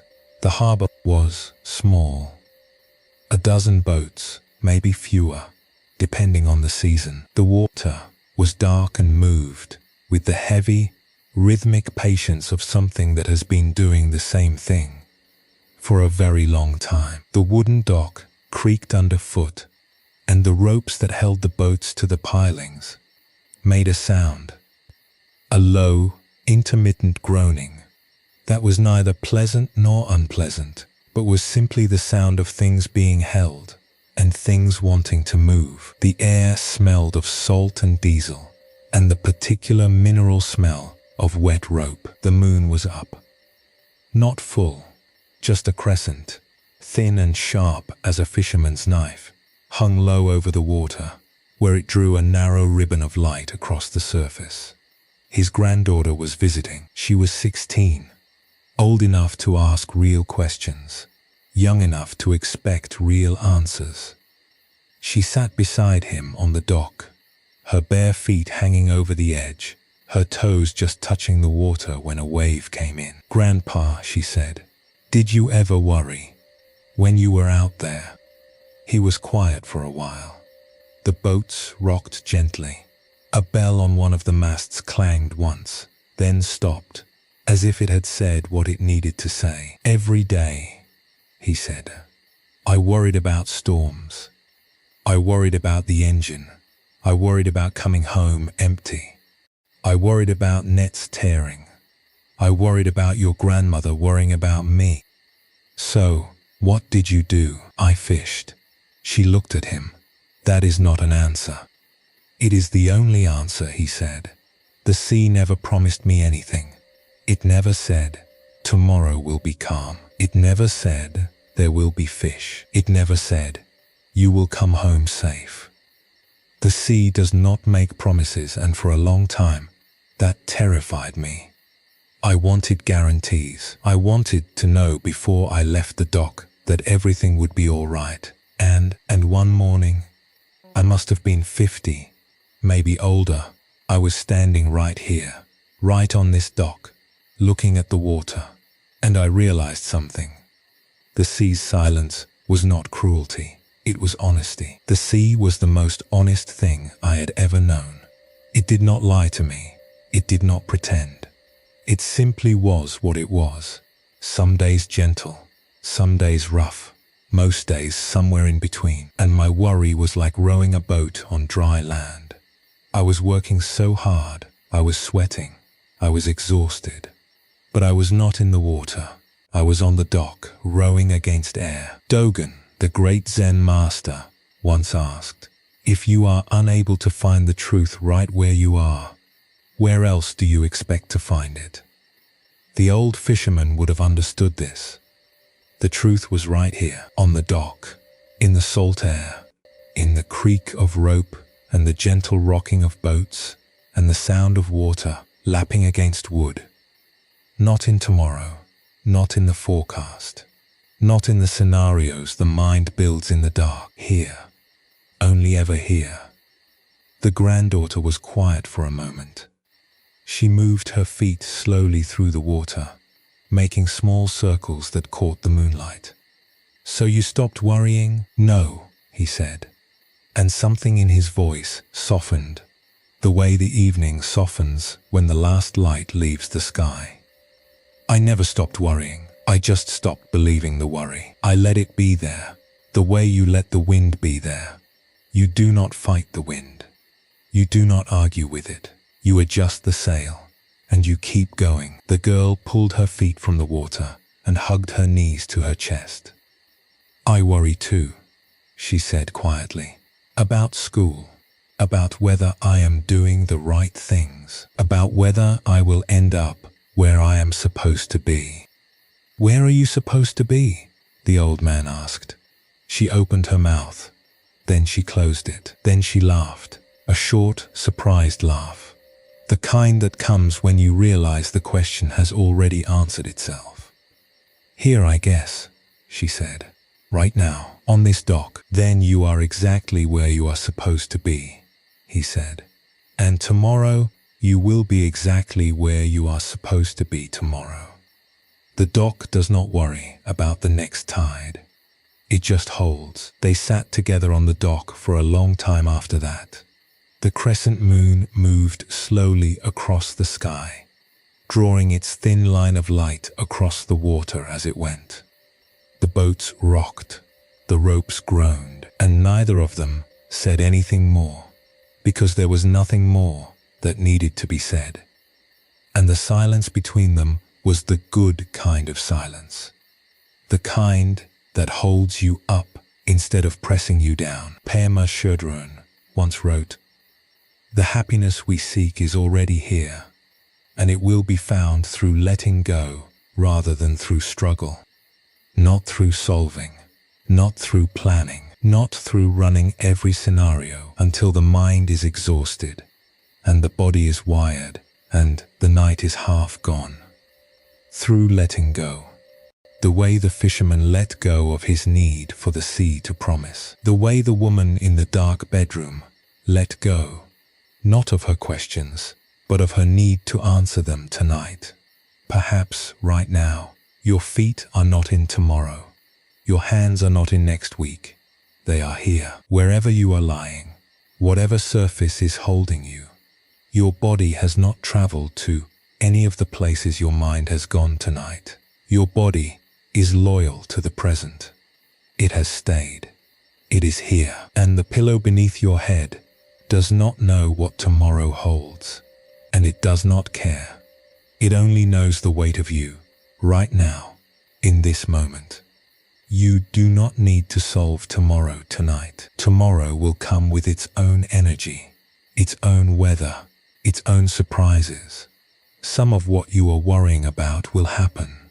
Most of it will not, and either way, you will meet it as you have met everything else in your life.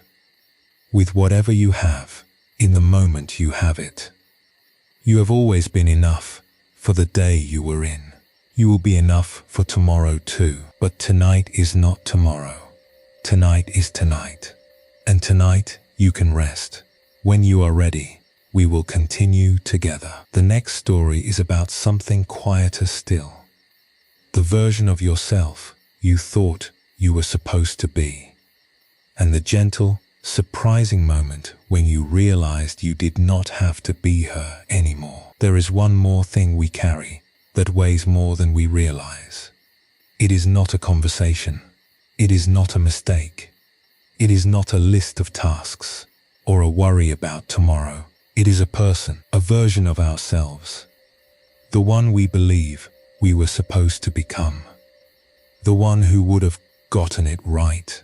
The one who would have been thinner or smarter, or kinder or more accomplished, or more at peace. That version walks beside us like a companion we never invited. And she is exhausting because she never rests and she never approves. And she is always slightly ahead. If you have ever felt the gap between who you are and who you think you should be, if that gap has kept you awake, even once, even tonight, then this story is for you. She woke up early, not because she had to, she had nowhere to be. That was the problem. For 31 years, she had been a marketing director. She had run campaigns for brands whose names you would recognize. She had managed teams of 20, then 30, then 50. She had a corner office with 2 windows and a view of the river. And her name was on a brass plate beside the door. And when she walked through, the building people knew who she was before she said anything, because her title preceded her. The way a bow wave precedes a ship. She had taken early retirement 3 months ago. It was her choice, or at least, that is what she told people. The truth was more complicated, the way truth usually is. The company was restructuring. Her position was changing. She could have stayed in a different role, with a different title, at a different desk without the river view. She chose to leave.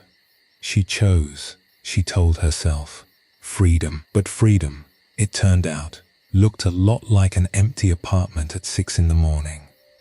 The apartment was beautiful.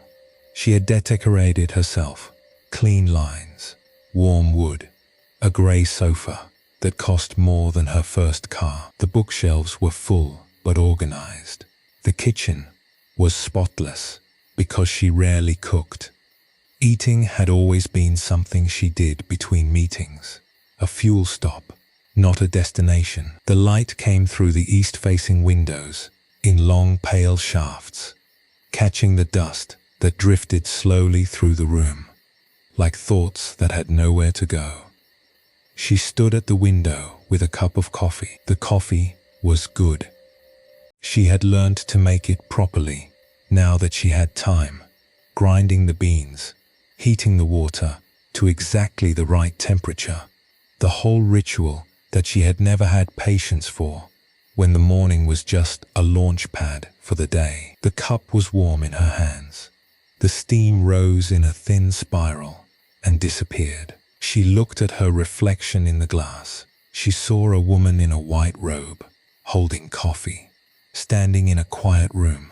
No briefcase, no phone buzzing with messages, no calendar color coded into 30-minute blocks that left no space for anything unscheduled, including breathing. She did not recognize herself. Not physically. She looked the same, but there was a blankness where the title used to be. She had been director of marketing for so long that it had become not just what she did, but what she was. It was the first thing she said at parties, the word she put after her name in her own head, the lens through which the world saw her. And she saw herself. And now it was gone, and she was standing in a beautiful apartment with excellent coffee and absolutely nothing written on her forehead. She decided to go for a walk. This was new. Walking with no destination. For 31 years, every walk had been a commute, a rush between point A and point B, with headphones and a podcast about leadership. Now she walked slowly, the way people walk when they are not trying to arrive anywhere. And the neighborhood revealed things she had never noticed. A crack in the sidewalk where a dandelion had pushed through. A cat sleeping in a window with the confidence of an emperor. A wind chime on someone's porch, making a sound like a question being asked over and over without expecting an answer. And then she smelled bread. Not store bread, real bread. The kind that fills a whole block with warmth. She followed the smell to a corner she had passed 1,000 times and never registered. And there was a bakery she had never seen. Small. The window was steam. A handwritten sign said open, and beneath it, in smaller letters, since 1987. Inside, the air was thick with flour and heat and the sweet, yeasty smell of dough that has been given enough time. The shelves were lined with loaves, golden, dark, seeded, plain. A woman stood behind the counter. She was perhaps 70, perhaps older. Her hair was tied back with a cotton cloth. Her hands were dusted with flour. Her apron had been washed so many times, it was nearly transparent. "Good morning," the woman said. Her voice was warm the way the bread was warm, from the inside out. "Good morning. I have never been here before. You have walked past many times. I have seen you, always in a hurry, always looking at your phone." She smiled. "Today you are looking at bread. That is better." "I retired," she said. She did not know why she said it. It came out the way confessions come out. Sudden, unnecessary, and immediately relieving. "Ah," the woman said, as if this explained everything. She reached behind the counter and pulled out a small, round loaf. "Here. Try this one. It is my favorite. I bake it every morning. I have baked it every morning for 37 years. Do you not get tired of it? Of this?" The woman looked genuinely puzzled. "This is not a thing I do. This is a thing I am. The bread is not my job.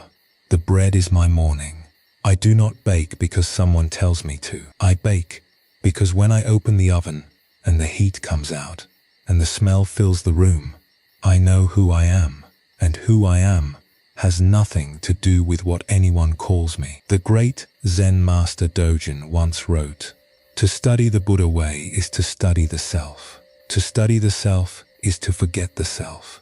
To forget the self is to be actualized by myriad things." The retired director did not know this teaching, but she felt it. Standing in a bakery she had never entered, holding a loaf of bread that was still warm, looking at a woman who had no title and no corner office and no brass plate beside the door, but who knew exactly who she was, because she had stopped looking for herself in the opinions of others and started looking in the flour on her hands. She paid for the bread. She walked home slowly, the loaf warm against her chest, like a small hearth she was carrying through the morning.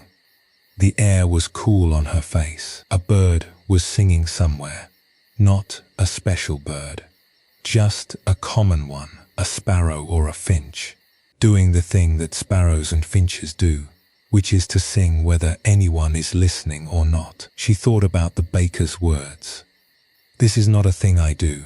This is a thing I am. And she wondered what she was, not what she had been, not what her business card had said, not what the brass plate had declared, but what she was, right now, without the title, without the office, without the schedule and the team, and the river view. She was a woman carrying bread through a cool morning. She was a pair of hands holding warmth. She was a person who had, for the first time in 31 years, followed a smell instead of a plan. And that, for today, was enough. Pema Chodron once wrote, "Be kinder to yourself, and then let your kindness flood the world." This is harder than it sounds. We are trained by schools, by workplaces, by mirrors, to see ourselves through the lens of what we produce, what we achieve, what we can show for our time. When the producing stops, when the achieving slows, when the mirror shows someone without a label, the temptation is to panic, to feel erased, to believe that without the doing, the being is not enough. But the baker knew something. The tree outside your window knows it too. The bread does not need a title. The tree does not need a job description. They simply are what they are, fully and without apology. And the world is better for their presence. Not because of what they accomplish, but because of what they are. Tonight, if you are lying here, wondering who you are without the role, without the title, without the position, without the thing you were supposed to be by now, consider that you might already be the answer, not the future version, not the improved version. This one, the one who is breathing, the one who showed up for another day and is now lying here, in the dark, listening. That is not nothing. That in a house at the edge of a small town, a man sat on the front steps. He had built the house himself 40 years ago, when his hands were strong enough to swing a hammer from morning to evening without stopping, when he could carry a beam across his shoulders the way other men carried briefcases, when the word tired was something that happened to other people. He had been a builder his whole life, not a contractor, a builder. There is a difference. A contractor manages, a builder touches. His hands had shaped the wood and mixed the concrete and set the stones and measured the angles and cut the joints that held the walls together. Every room in this house remembered his hands. The door frames he had planed smooth. The kitchen cabinets he had built from cherry wood he had selected himself, running his fingers across each board, feeling for the grain, the way a musician feels for the right note. The porch railing he had carved with a design his wife had drawn on a napkin over dinner. A vine with small leaves winding upward. His wife had been gone 4 years now. The vine still wound upward. He was 76. His hands shook now, a slight tremor most days, a more pronounced one on cold mornings. He could still hold a cup of coffee. He could still button his shirt, though it took longer than it used to. But he could not hold a hammer. He could not grip a chisel. He could not do the thing that had defined him for 50 years. The thing that people meant when they said his name. Oh, you need shelves? Call him, he is the builder. He was not the builder anymore. He was the man who used to build. He sat on the steps in the late afternoon light. The sun was low and golden. the kind of light that forgives everything it touches. It fell on the house, on the stone foundation, on the wooden siding he had nailed, board by board, on the roof he had shingled twice. A crack ran along the south wall, a thin dark line that he had noticed last spring and could not fix. The gutter on the east side was sagging. The porch step, this step, the one he was sitting on, had a slight wobble that he could feel but could not repair. The house was aging. He was aging, and the distance between what he could do and what needed doing grew wider every season, like a river that widens as it nears the sea. He put his hand on the step beside him. The wood was warm from the sun. He could feel the grain, the ridges, the valleys, the tiny landscape of the surface. He had cut this board himself from a plank of white oak he had bought from a mill 50 miles away. He remembered the drive. He remembered the smell of the mill, sawdust and diesel, and the green, living smell of fresh-cut timber.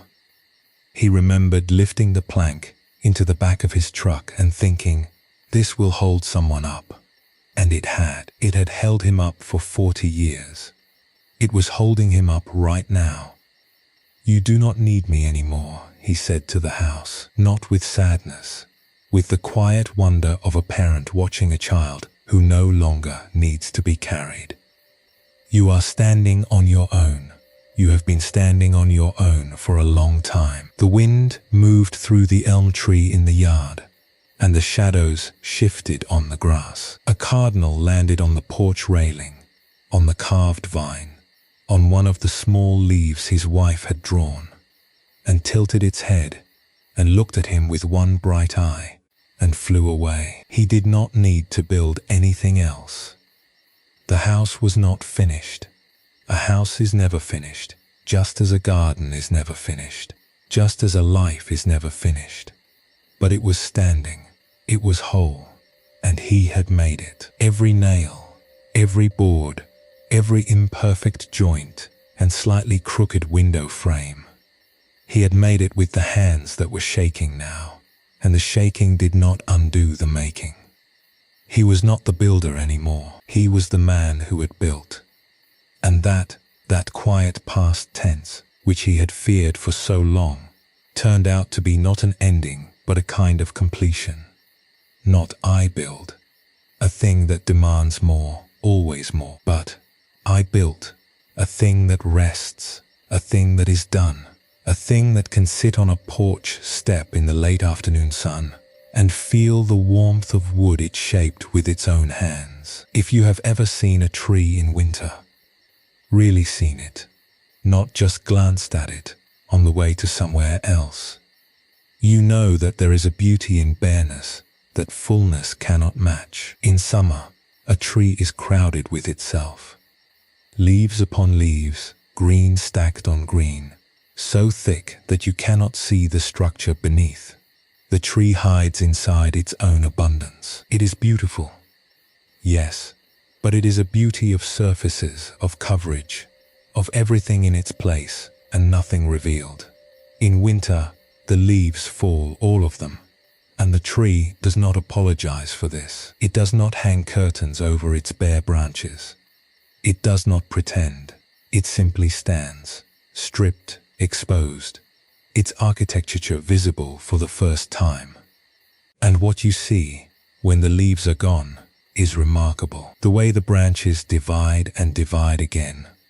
Each fork a decision the tree made years ago, following the light.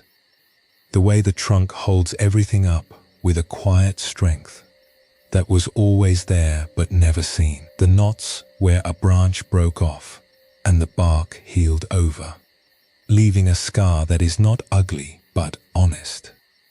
A record of survival, a badge of having been through something and still standing. The tree in winter is not less than the tree in summer. It is the same tree, revealed. And perhaps there is something in that for you tonight. The idea that when the leaves fall, when the titles fall, when the roles and the identities and the things you thought made you who you are fall away. What remains is not emptiness. What remains is the structure, the trunk, the roots, the thing that was holding you up all along, underneath everything else. In the Pali language, there is a phrase, Attava Dupadana, which means clinging to a view of self. It is the deepest kind of clinging. The Buddha taught, deeper than clinging to pleasure, deeper than clinging to beliefs or rituals. It is the clinging to the idea that you are a fixed thing, a title, a role, a story you tell about yourself that must not change. But you are not a fixed thing. You are a living thing. And living things change. They shed their leaves. They grow new ones. They stand bare in winter and are no less beautiful for it. Shunryu Suzuki once said, "The beginner's mind is the mind of compassion." Tonight, perhaps, you can look at yourself with beginner's eyes, not the eyes of the expert who knows everything you should have been, not the eyes of the critic who tallies everything you are not. The eyes of someone seeing you for the first time. This person, this body, this breath, and finding it worthy of compassion simply because it is here. Perhaps tonight you can set that version down. The one who should have done more, been more, achieved more, arrived somewhere by now. She is tired. You are tired of carrying her. And the truth that the baker knew, and the builder learned, and the winter tree has always known is this: you do not have to be anything other than what you are. Right now, in this moment, lying here, breathing. That is not a failure. That is a life, and it is enough. When you are ready, we will continue together. The next story begins with a woman who held the whole world in place, her children, her home, her family, until the day she realized the world did not need holding.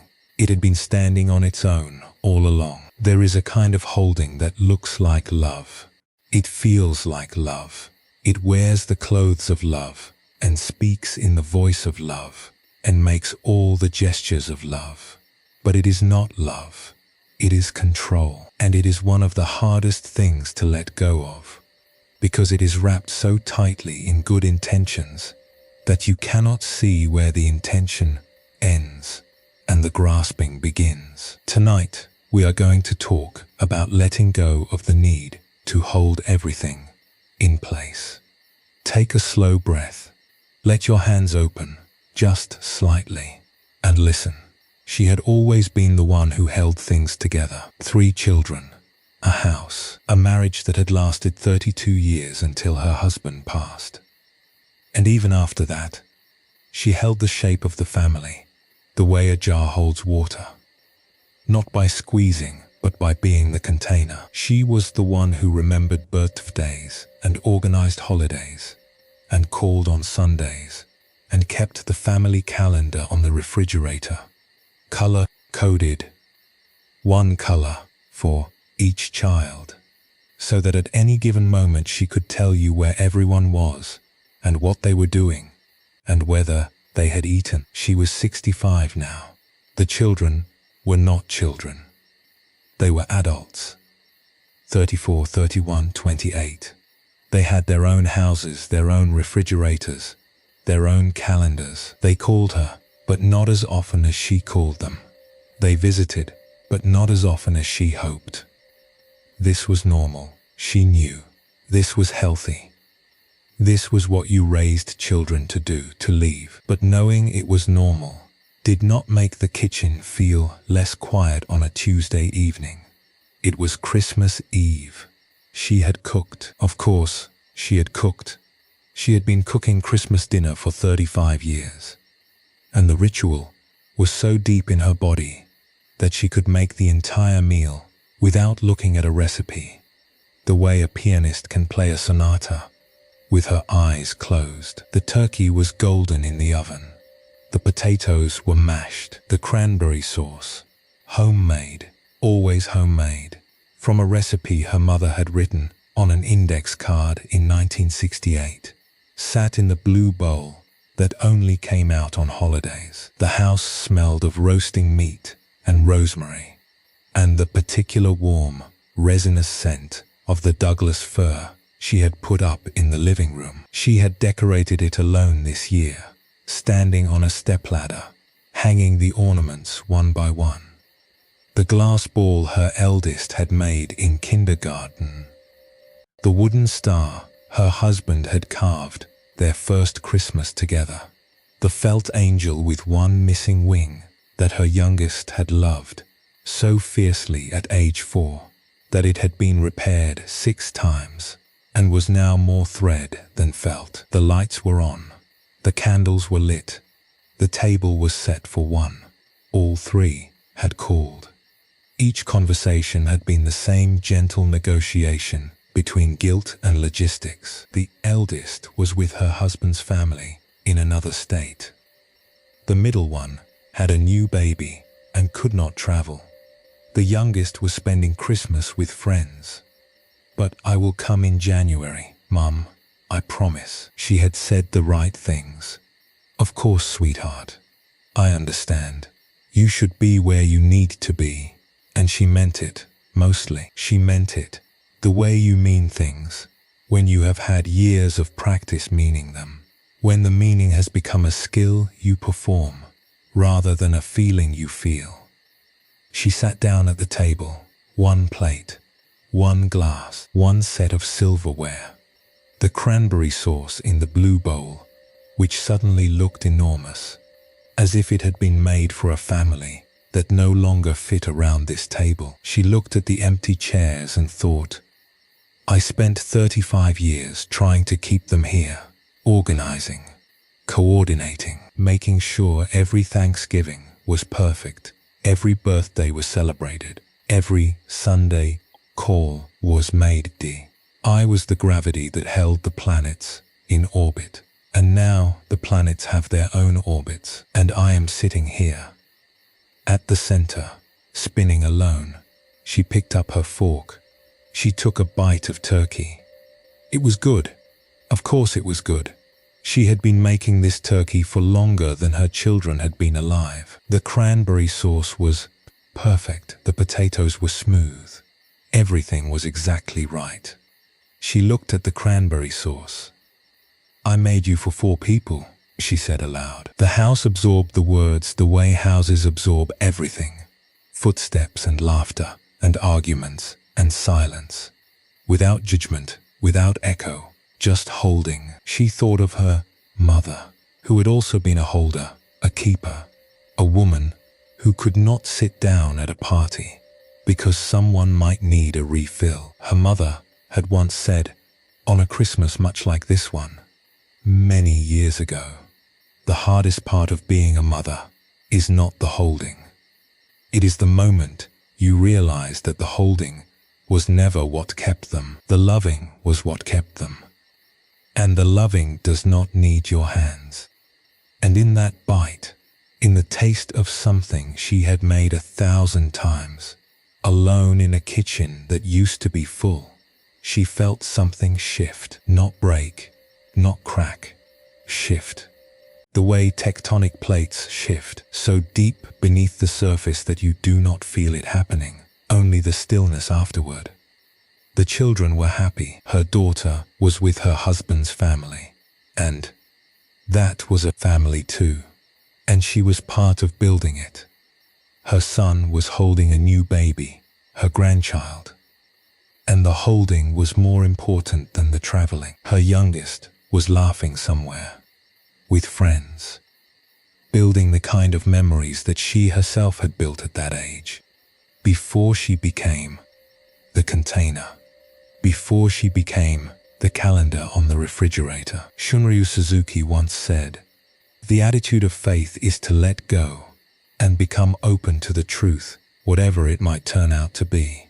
She did not know Suzuki, but she knew what he meant. The truth was not that her family had fallen apart. The truth was that her family had grown outward, in all directions, the way a tree grows, not by staying the same shape but by sending branches into spaces the trunk cannot reach. And she, the trunk, was still here, still standing, still strong enough to hold the ornaments and the memories and the cranberry sauce. But the branches had their own sky now. And that was not a failure of her holding. It was the success of it. She finished her dinner. She washed the plate. One plate, rinsed clean, set in the rack to dry. She turned off the kitchen light and walked into the living room, where the tree stood, blinking its small colored lights in the silence. She sat on the sofa. She looked at the tree. She looked at the ornament with one wing, and she let go. Not of her children, not of her love, not of the 35 Christmases that had been full and loud and perfect in their imperfection, but of the need to hold them all in place, the need to be the gravity, the need to be needed. The snow was falling outside, large and slow, the kind that covers everything equally, the lawn, the road, the mailbox, the roof, without preference, without judgment, without any need to control where it lands. Tonight, if you are someone who holds the family together, who holds the schedule, who holds the worry for everyone, because if you do not hold it, who will? Consider this. The holding has been beautiful. It has been necessary. It has been an act of love, so large that it became invisible. The way the air we breathe is invisible. But there comes a moment, and perhaps this is that moment tonight, lying here in the quiet, when the holding can become something else. It can become an opening, not an abandoning. An opening, the way a hand that has been gripping a rope for years finally opens, not because it has given up, but because the rope is no longer needed. The boat is docked. The storm has passed, and the hand can rest. The Pali word viraga means something beautiful. It is sometimes translated as dispassion, but that makes it sound cold, and it is not cold at all. The original word means fading, the way a color fades, slowly, naturally, without force, not a sudden ripping away, a gradual softening, the reds becoming pinks, the darks becoming grays, not less beautiful, differently beautiful. The beauty of letting the color find its own rest. Your control has been a vivid color. It has been red and strong and necessary, and tonight, perhaps, it can begin to fade, not disappear, just soften into something gentler, something that trusts the world to hold itself for a few hours while you sleep. There was a man who grew bonsai. He lived alone in a small apartment with a terrace that faced east. And on that terrace, arranged on wooden shelves he had built himself, were 17 trees. They were not large. Bonsai never are. The tallest reached his elbow. The smallest fit in a teacup. But each one was a world, a miniature forest, a landscape compressed into a pot no bigger than a dinner plate. He had been shaping them for 20 years, wiring the branches, trimming the roots, turning the pots a quarter turn each morning so that every side received equal light. He was meticulous. He was patient. He was, in his quiet way, a perfectionist, though he would have denied this, because he thought of himself as simply attentive. But attention, carried far enough, becomes control, and control, carried far enough, becomes a kind of prison, not for the thing being controlled, but for the person doing the controlling. His favorite tree was a juniper. It was 12 years old. He had grown it from a cutting, a small twig he had taken from a tree in a monastery garden during a visit to the mountains. He had nurtured it through root rot and aphids and a winter so cold that he had brought it inside and set it beside his bed, checking on it 3 times a night, the way a new parent checks on a sleeping child. The soil in its pot was a careful mixture, akadama, pumice, and lava rock. each grain chosen for its ability to hold water without drowning the roots. He knew the feel of each grain between his fingers. He knew the weight of the pot when the soil was dry, and the slightly different weight when it had been watered. He knew the particular shade of green that meant the tree was happy, and the slightly different shade that meant it was stressed. And the difference between those two shades was so subtle that no one else could see it. But he could, because he had been looking for 20 years. It was a beautiful tree. The trunk curved in a graceful S shape. The foliage was dense and green. But there was one branch, a single branch on the left side, that refused to grow where he wanted it. He had wired it. It grew back. He had pruned it. It sent out 2 shoots where there had been one. He had repositioned the tree, hoping the light would coax the branch to the right. The branch grew further to the left, with the calm defiance of something that knows exactly what it wants. He sat on the terrace one morning in the fog. The mist was so thick that he could not see the buildings across the street, only the trees on their shelves, each one emerging from the greyness like an island from the sea. The juniper was in front of him. The rogue branch was in front of him. He held the wire in one hand and the small pliers in the other. And he stopped. He set the wire down.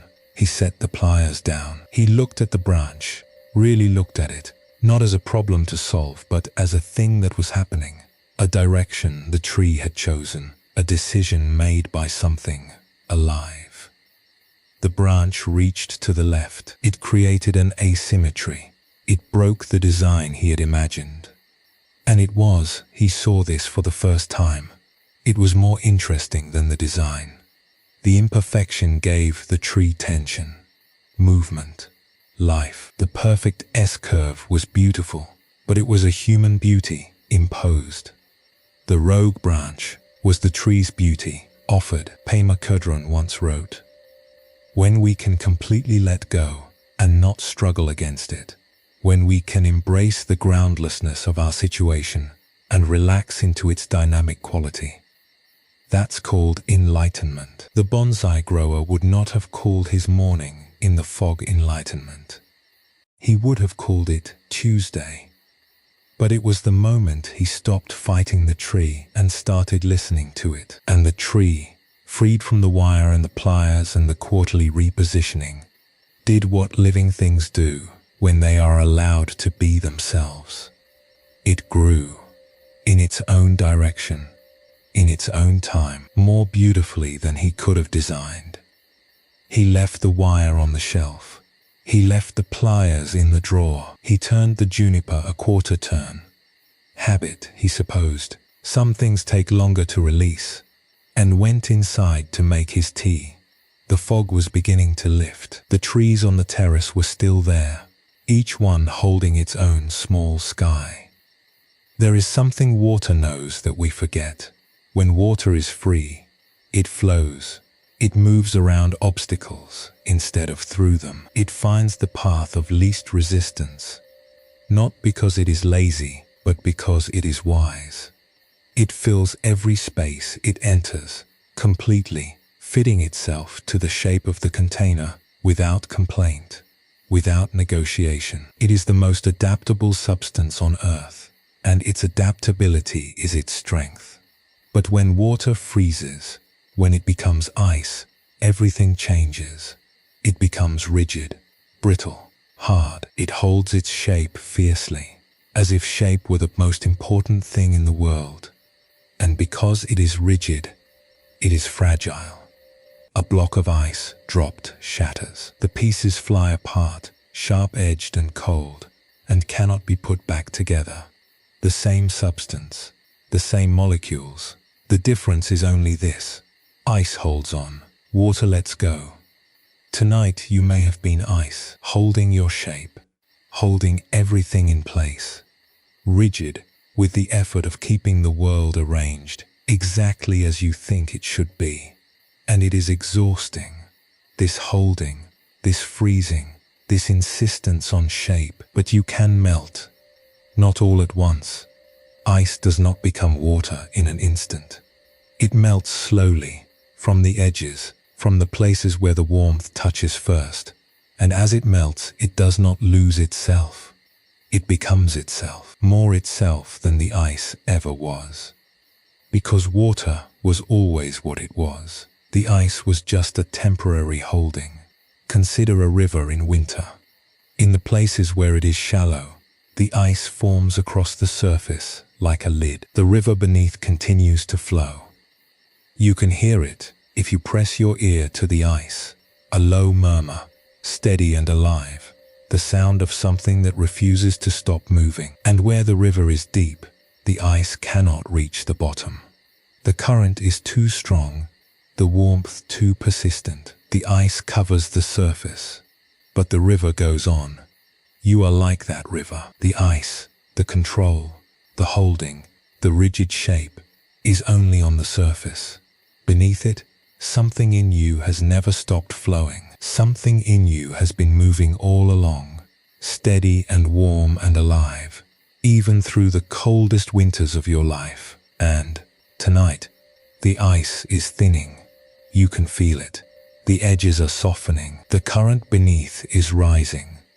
Thich Nhat Hanh once said, "Life is available only in the present moment, not in the controlled version, not in the planned version, not in the version where everything goes exactly as you designed. In this moment, this imperfect, uncontrolled, slightly messy, utterly alive moment. This is where life is, and it does not need you to manage it. It only needs you to be in it." Perhaps right now your body is already doing what the water does. Perhaps your shoulders have begun their slow melt. Perhaps the jaw, that faithful guardian, always clenched, always ready, has loosened without you asking it to. Perhaps your breath is doing something you did not plan, something you did not schedule, something that is happening not because you made it happen, but because your body, unlike your mind, knows how to let go. It has been practicing since the day you were born. Every exhale is a letting go. Every heartbeat is a release. You are already doing it. You have always been doing it. Let the breath continue. Let the body continue. Let the letting go continue without your supervision. It does not need you to manage it. It only needs you to stop interfering. When you are ready, we will continue together. The next story is the last of the evening's teachings, and it begins in a quiet house where a woman is looking at photographs of the people she raised and wondering what it means to be full when the house is empty. There is a silence that comes when the house empties. Not the silence of absence. That would be too simple, too clean. It is a fuller silence than that. It is a silence that still holds the echoes of everything that used to fill it. The footsteps on the stairs, the arguments over the bathroom, the radio left on in a room no one was in, the particular sound of the front door opening at 4 in the afternoon that meant they were home, they were safe. The day had delivered them back to you one more time. If you know this silence, if you are lying in it right now, then you already know what this story is about. It is about the space that opens when the people you love no longer need you the way they used to. And it is about what grows in that space if you let it. She was standing in the doorway, watching the car pull away. Her son was driving. He was 26, old enough to have a job and an apartment and a life that did not include asking her what was for dinner. He had come to collect the last of his things. 2 boxes of books, a lamp he had bought in college, a winter coat he had forgotten in the hallway closet 3 moves ago.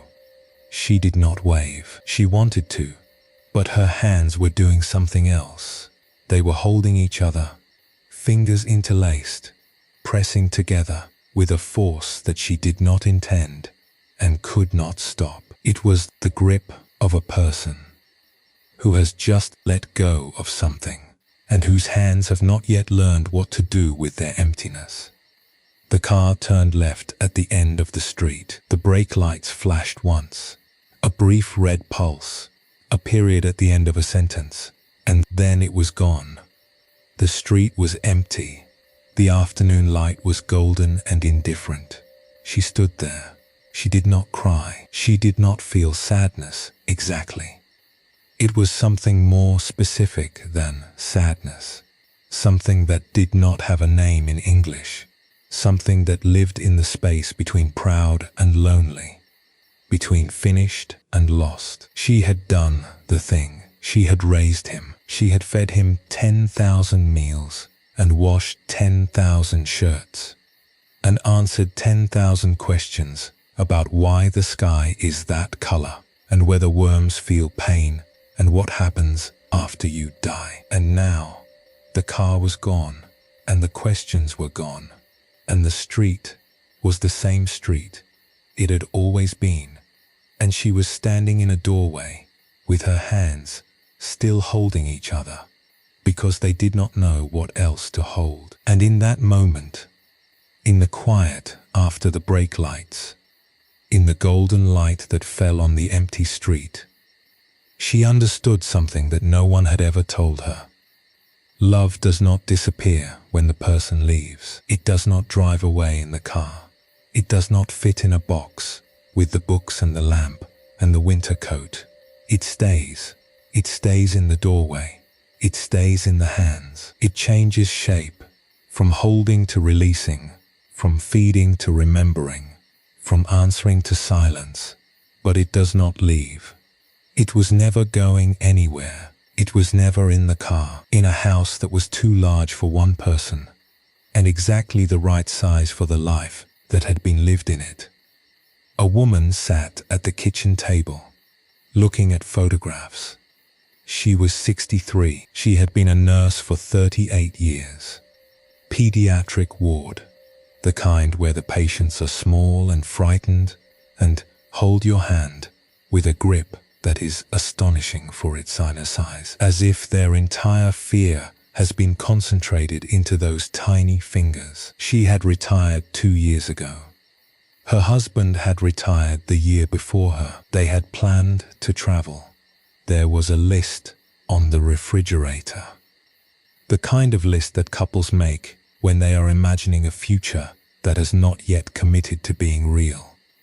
Portugal, New Zealand, that small town in Italy whose name they could never remember, but whose photographs made them both go quiet with longing. He had died 11 months ago.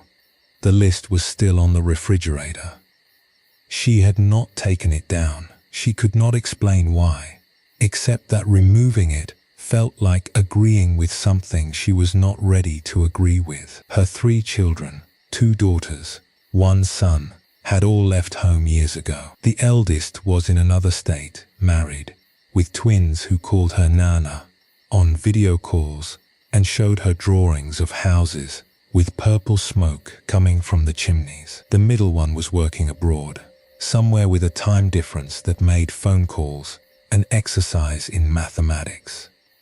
The youngest, her son, the last to leave, had moved out 6 months ago. His room was upstairs, at the end of the hallway, and she had cleaned it the week he left. She had vacuumed and dusted and changed the sheets and put fresh towels in the bathroom, as if he were coming back, as if this were a hotel and he had simply checked out for the weekend.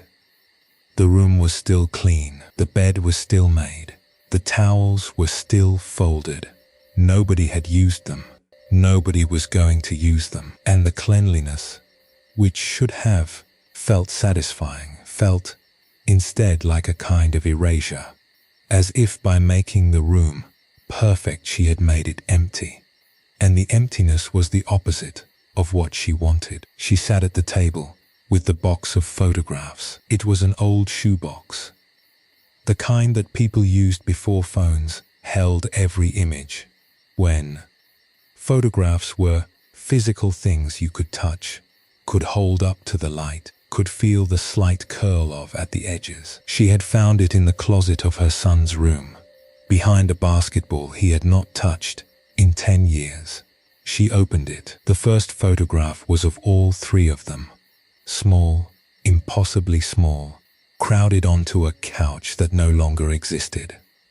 The eldest was maybe 7, holding a book. The middle one was 5, looking at the camera with the suspicious expression of someone who does not trust the photographer's motives. The youngest was 3, asleep on the eldest's lap, his mouth slightly open, one hand clutching a piece of the couch cushion. She looked at this photograph for a long time. Thich Nhat Hanh once wrote, "Letting go takes a lot of courage sometimes. But once you let go, happiness comes very quickly. You won't have to go around searching for it." She turned to the next photograph, and the next. The box held maybe 100 images, birthdays, holidays, ordinary Tuesday afternoons preserved by accident. A daughter on a bicycle, the training wheels still on. The look of concentration on her face, so fierce it was almost comic. A son in a bathtub, surrounded by plastic boats, his hair spiked with shampoo into a shape that he insisted was a dinosaur. All three of them in the backyard, standing in front of a snowman that was already leaning dangerously, their faces red with cold and joy. Each photograph was evidence, not of what she had lost, but of what she had done. She had made this. These 3 people, these 100 moments, these afternoons and bedtimes and Sunday mornings. She had been there for all of them. Not perfectly, not without mistakes, but there, fully there, hands deep in the work of it, the feeding and the comforting and the staying up late and the holding. She was not needed in the same way anymore. The twins did not need her to tie their shoes. The son did not need her to check under the bed for monsters. The daughter abroad did not need her to pack a lunch. The need had changed, softened, stretched, become something thinner and longer, like a thread that spans a great distance but does not break. Dogen once wrote, "One must be deeply aware of the impermanence of the world." She was deeply aware. She was sitting at a kitchen table in a house that was too quiet, holding a photograph of 3 children who no longer existed, not because they had been lost, but because they had grown, which is a different kind of disappearance, a gentler one, the kind where the thing that disappears is replaced by something larger. She put the photographs back in the box. She did not close the lid. She left them there, on the kitchen table, faces up, where the light from the window could fall on them. And she thought, I did not lose them. I finished them. Not the way you finish a task, with a line drawn through it, but the way a gardener finishes a season. You plant, you tend, you water, you wait, and then the harvest comes, and the harvest walks away on its own 2 legs, carrying everything you gave it into a world you cannot follow it into. And that is not emptiness, that is completion. That is the whole point. Tonight, if you are someone whose house has grown quiet, whose children have moved on, whose role has changed, whose hands are searching for something to hold that is no longer there, you are not abandoned. You are not obsolete. You are a person who has completed something extraordinary, and the quiet is not the sound of failure. It is the sound of a job so well done that it ended. That is rare. That is beautiful. That is worth resting in. There is a Pali word, nekkhamma, that is usually translated as renunciation, but that translation makes it sound harsh, as if it means giving something up the way you give up a bad habit, with teeth clenched and fists tight. The real meaning is gentler.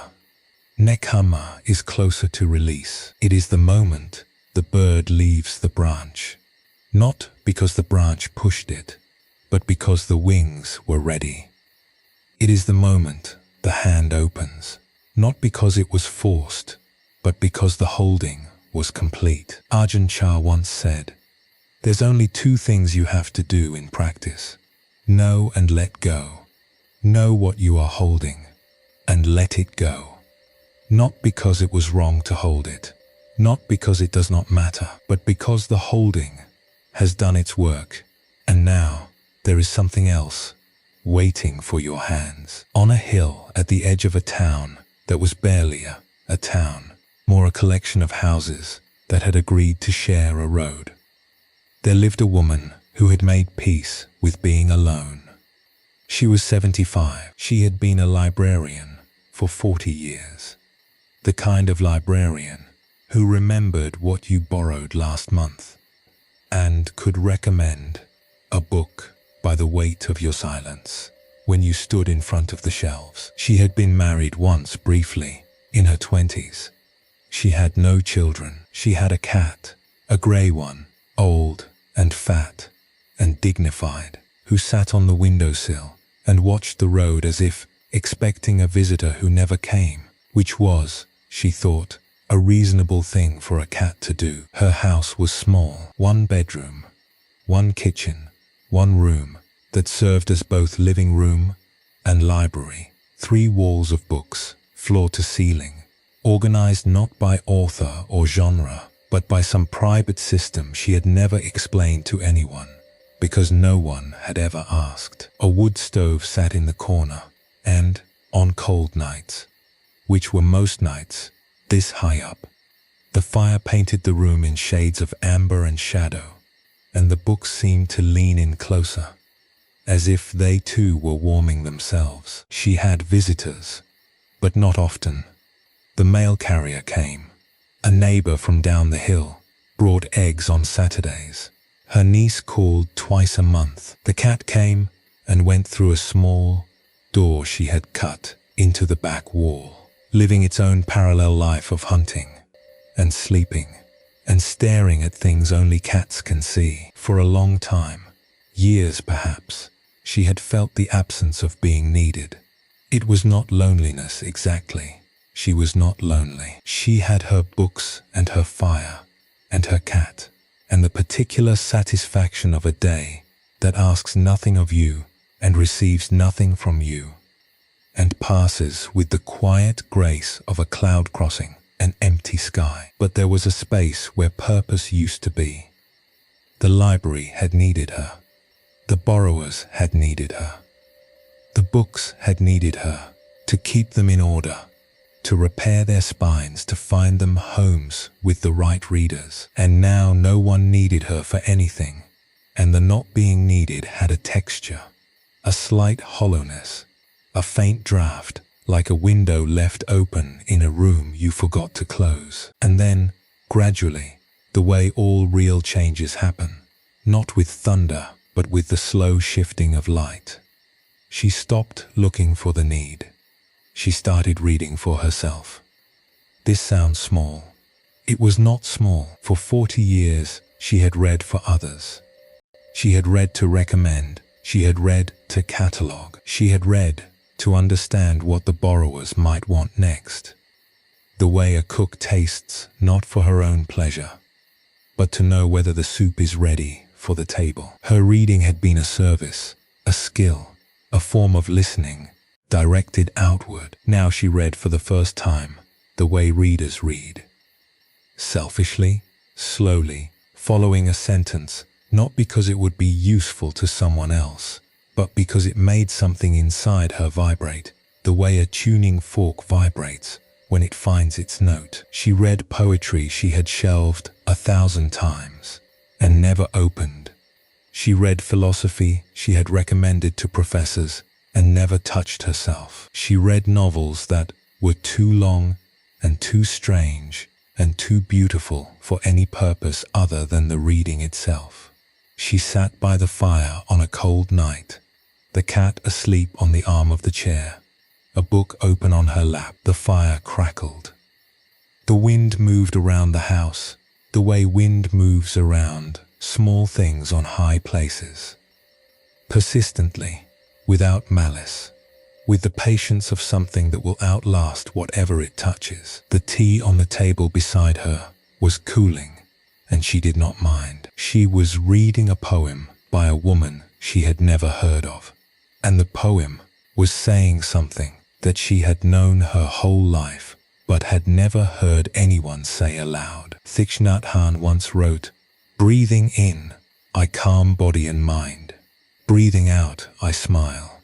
Dwelling in the present moment, I know this is the only moment." She was dwelling for the first time in 75 years. She was not reading for someone else. She was not listening for someone else. She was not keeping order for someone else. She was sitting in her own chair, in her own house, by her own fire, reading her own book, breathing her own breath, and the not being needed, which she had carried as a hollowness for so long, had become something else. It had become a spaciousness, a clearing, a room inside her that had always been there but had always been full of other people's needs, and now, empty of those needs, was full of her. She turned the page. The fire shifted. The cat opened one eye, confirmed that nothing important had changed, and closed it again. And the night continued, quiet and cold and absolutely, perfectly sufficient. Perhaps tonight, lying here, you can feel something similar. Not the loss of being needed, but the beginning of something beyond it. The beginning of needing yourself. The beginning of turning inward, not in loneliness, but in curiosity. Who are you when no one needs you?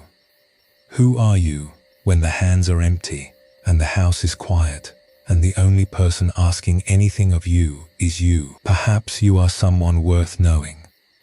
Perhaps you have always been someone worth knowing. Perhaps the years of giving, the meals cooked, the laundry folded, the phone calls returned, the worries carried, the hands held, perhaps all of that was real and good and necessary. And perhaps now, tonight, there is room for something else. Not instead of, in addition to, a new room. A room with a fire and a book and a cat and a cup of tea that is cooling because you are too absorbed in living to drink it.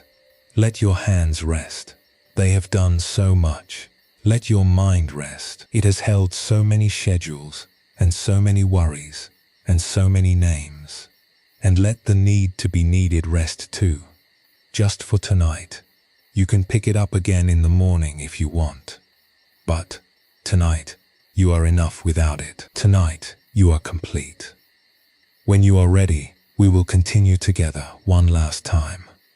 We have come a long way tonight through conversations and mistakes and unfinished lists and worries about tomorrow and the versions of ourselves we thought we had to be and the need to hold everything in place and the quiet that comes when the holding stops. There is one more story I would like to share with you before we rest.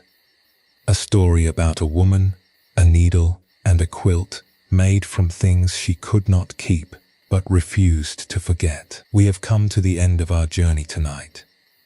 It has been a long one, longer than most nights, quieter than most conversations, and richer, perhaps, than you expected when you first pressed play. We have traveled through many rooms tonight, you and I. We sat beside a lake with a woman who could not stop replaying a conversation with her daughter, and we watched her neighbor point at the water and say, "The lake does not hold the sun after sunset." We stood in a watchmaker's shop and heard the ticking of 100 clocks, and we watched an old man wind the one that had been stopped, giving it permission to start again. We met a nurse who carried a decision for 30 years, and a carpenter who placed his hand on a crack in the wood and did not try to fill it. We sat at a kitchen table with a mother whose list had 13 items, and whose daughter said the most important thing anyone said all night: nighttime is for sleeping. We walked through a garden that was never finished with a woman who understood that the unfinishedness was the point. We stood on a dock with a fisherman who learned that the sea does not make promises. And we sat in a dark bedroom with a woman who realized that most of the things she worried about never happened. We walked into a bakery and met a woman who knew who she was because of the flower on her hands, not the title on her door. We sat on the steps of a house that a builder could no longer build, but that still held him up. We watched a woman eat Christmas dinner alone and discover that the planets she had held in orbit had their own orbits now. We stood in a doorway while a car drove away and learned that love does not leave when the person does. And we sat by a fire with a woman who, at 75, finally read a book for no one but herself. All of these stories, every one of them, were about the same thing. They were about letting go. Not the dramatic kind. Not the kind that happens in a single moment of revelation. The quiet kind. The kind that happens the way snow melts slowly from the edges, without announcement, without applause. The kind that has been happening inside you tonight, whether you noticed it or not. Do you remember Papancha? The mind's habit of taking one small moment and spinning it into 100 versions. You heard that word hours ago, near the beginning, and perhaps, since then, the spinning has slowed, not stopped. The mind does not stop, but slowed. The way a wheel slows when you stop pushing it. The conversations from today may still be there, somewhere behind your thoughts. But they are quieter now. They have lost some of their urgency. They have become what they always were, just words, spoken hours ago, already part of the past, already dissolving like breath on cold glass. You do not need to chase them. You do not need to edit them. They are what they are, and you are here, and the distance between them and you has grown wider over these 3 hours. Not because you pushed them away, but because you stopped pulling them close. And do you remember viraga, the fading? Not the ripping away, not the letting go with clenched teeth and an act of will. The fading, the way a sunset fades. Not because the sun is being taken, but because the earth is turning, and the light is finding somewhere else to go. And the colors are softening into blues and grays, and then into the kind of darkness that is not empty, but full of stars, full of rest, full of the quiet that comes after a day has given everything it had.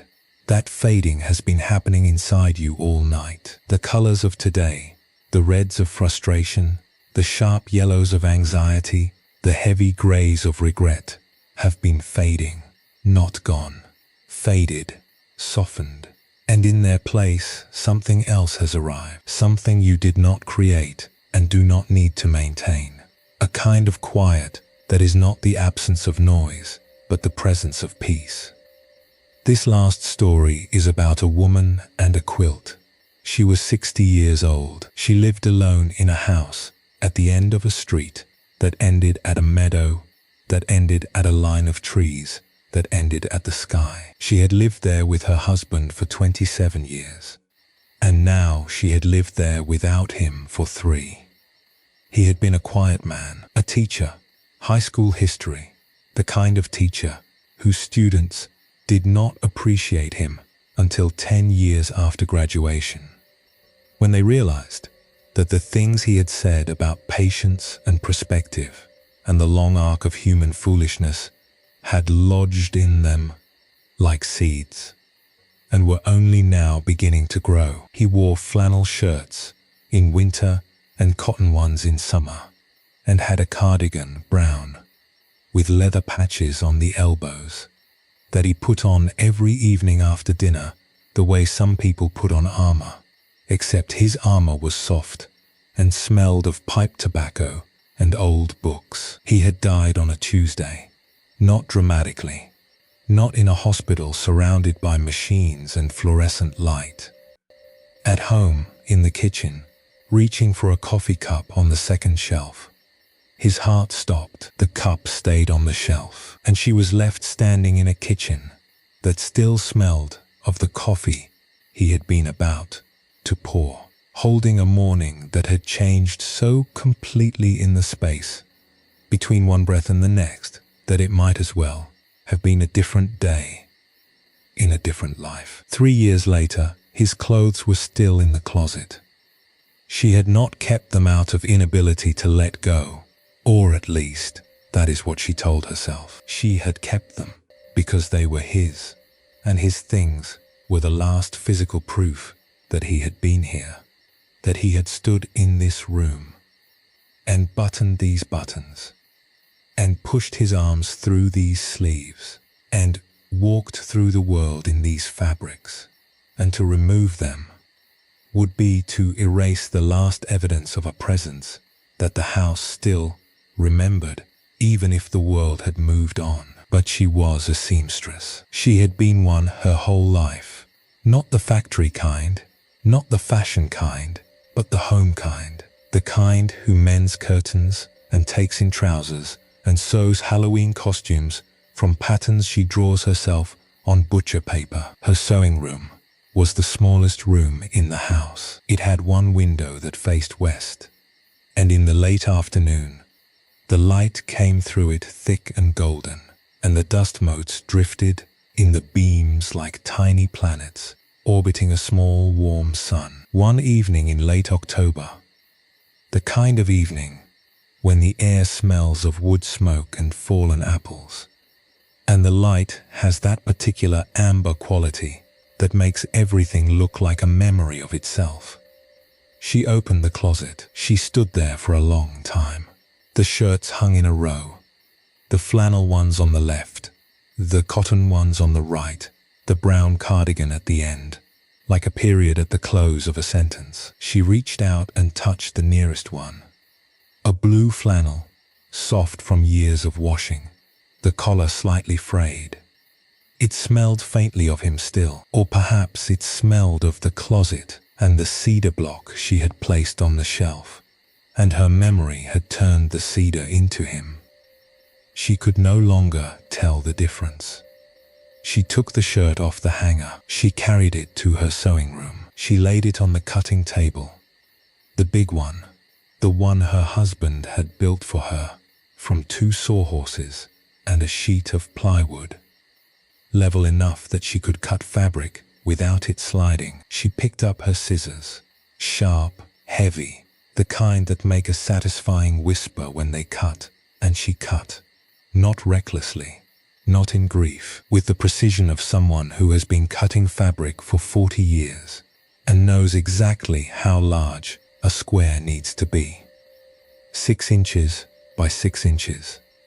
She cut 4 squares from the blue flannel. Then she went back to the closet and took out another shirt, the green cotton, the one he wore on Saturdays, and cut 4 more.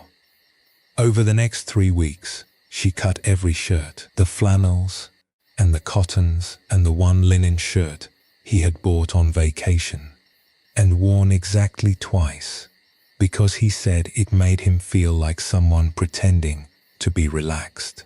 She cut the brown cardigan. She cut a pair of pajama pants, the ones with the small anchors on them, a gift from their daughter, which he had worn with the unself-conscious dignity of a man who does not care what he looks like at breakfast. She cut a scarf, a handkerchief, a vest.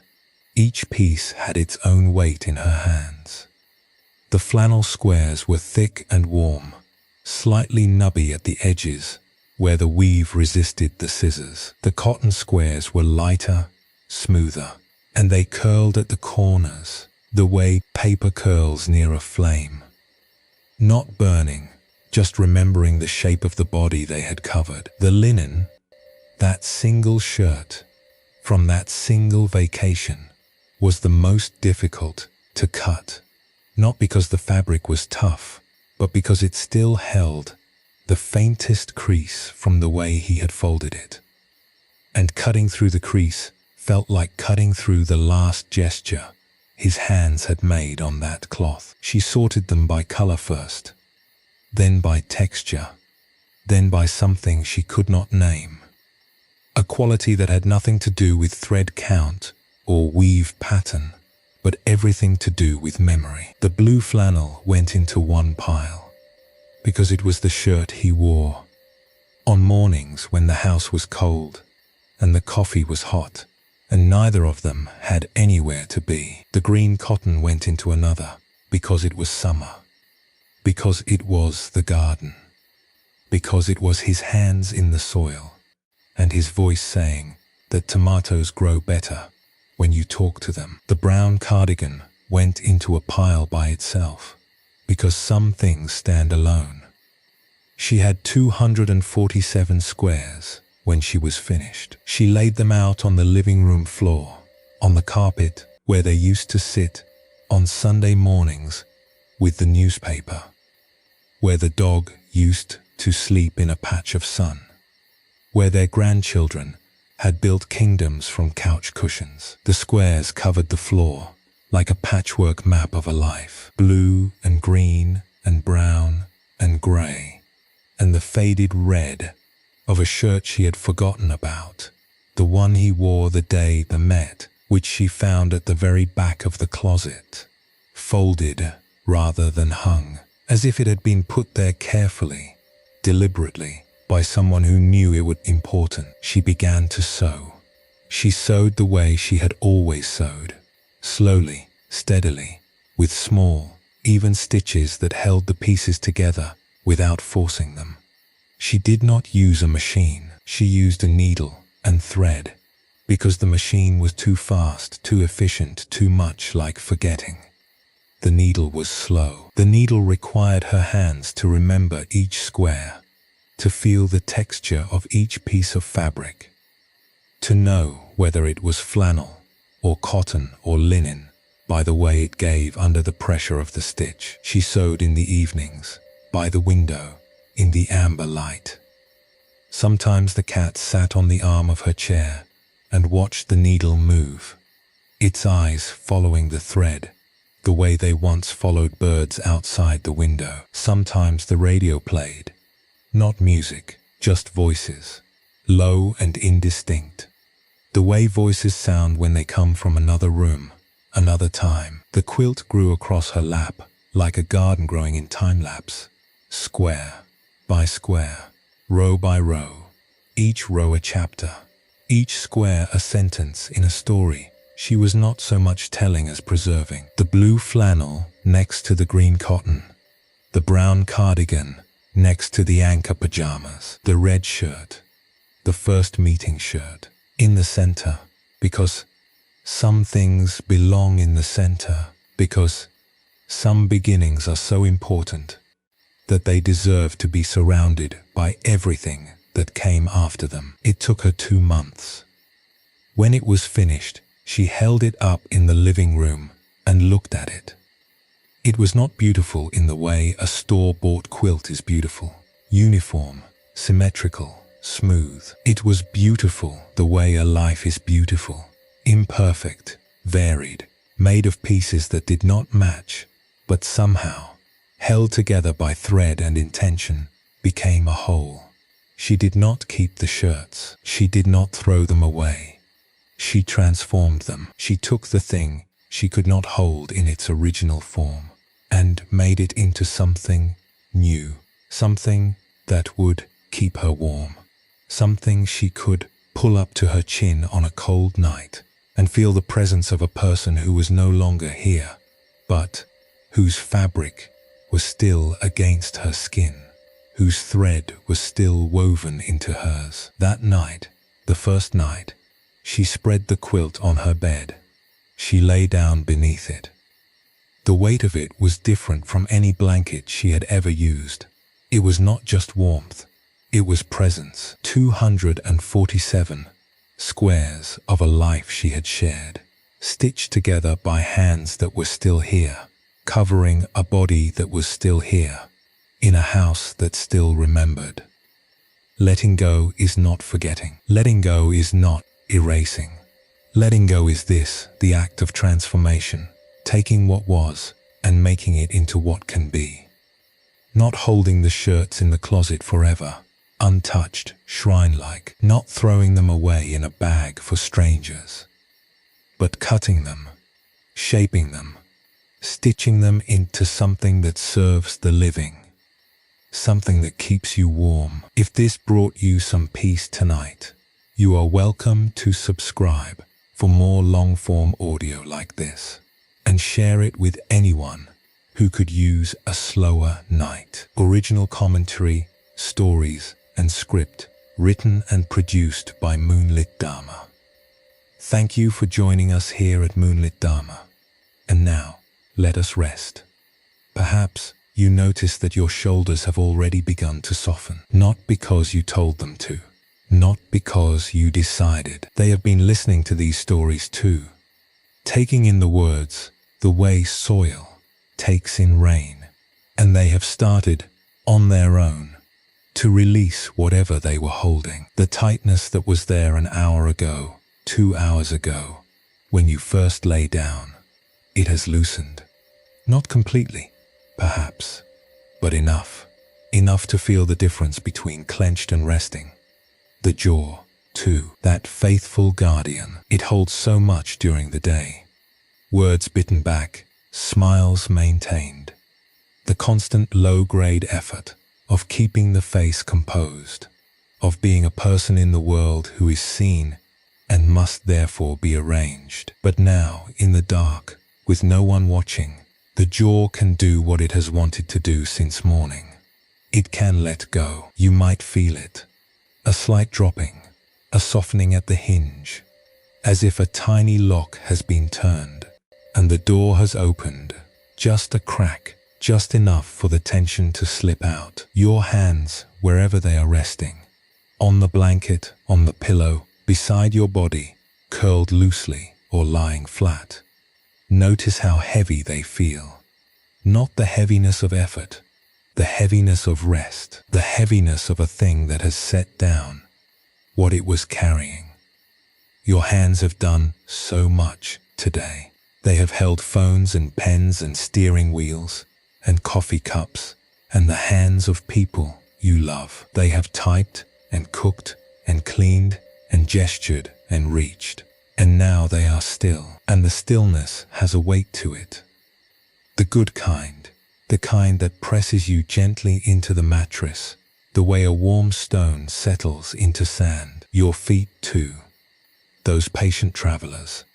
They have carried you through every room of this day, every hallway, every threshold, and now they are still. They are warm beneath the covers, and the warmth is rising slowly through the ankles, through the calves, the way warmth rises through sand on a beach after the sun has been shining all afternoon. They do not need to carry you anywhere tonight. The journey is done. Your breath has found its own rhythm. You did not set it. You did not plan it. It is slower than it was when you first lay down. Deeper, rounder, the kind of breath that fills the belly instead of just the chest. Each exhale is a small letting go. Each inhale is a small receiving. And the space between them, that tiny pause, that brief silence between the out and the in, that is the space where everything rests. Everything. The stories, the worries, the conversations, the lists, the regrets, the plans. They all rest in that small space between breaths. And they are very, very quiet there. Your body is heavier now than it was 3 hours ago.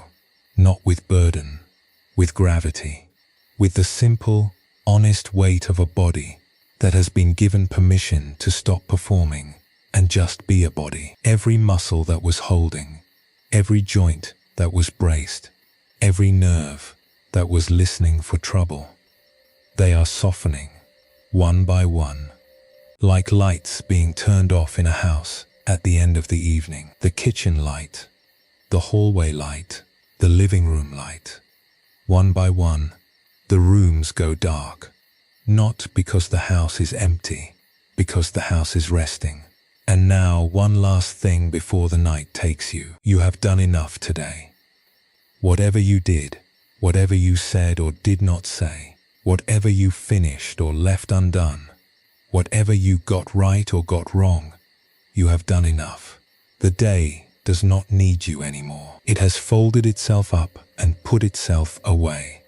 And it does not expect you to unfold it again tonight. Tomorrow will come. It will bring its own light. It will bring its own tasks and its own conversations and its own small challenges that you will meet the way you always meet them, with whatever you have. In the moment you have it, you have always been enough for the day you were in, and you will be enough again tomorrow. But tonight, you do not need to be anything at all. Tonight, you are the lake, holding nothing but the moon. Tonight, you are the river, flowing without a destination. Tonight, you are the tree in winter, standing bare and honest and beautiful in the dark. Tonight, you are the quilt, made of everything you have been, stitched together by everything you have survived, warm enough to carry you through the night. The stories are over now. The voices are quieting. The room around you, whatever room it is, whatever bed, whatever corner of the world you have found to lie down in tonight, that room is holding you the way the old woman's porch held her, the way the dock held the fisherman, the way the sewing room held the seamstress. You do not have to hold anything back. You do not have to stay awake for anything. The night is here. It is patient. It is kind. And it has nowhere else to be. Let your eyes rest. Let the lids fall. Not closed, just heavy. Just resting on the edge of sleep, the way a leaf rests on the surface of still water. The water will take it when it is ready. And you will go when you are ready. There is no rush. The moon is outside your window, or behind the clouds, or somewhere you cannot see it. But it is there. It is always there, and it does not need you to look at it to shine. Good night. Sleep gently, and let the day go.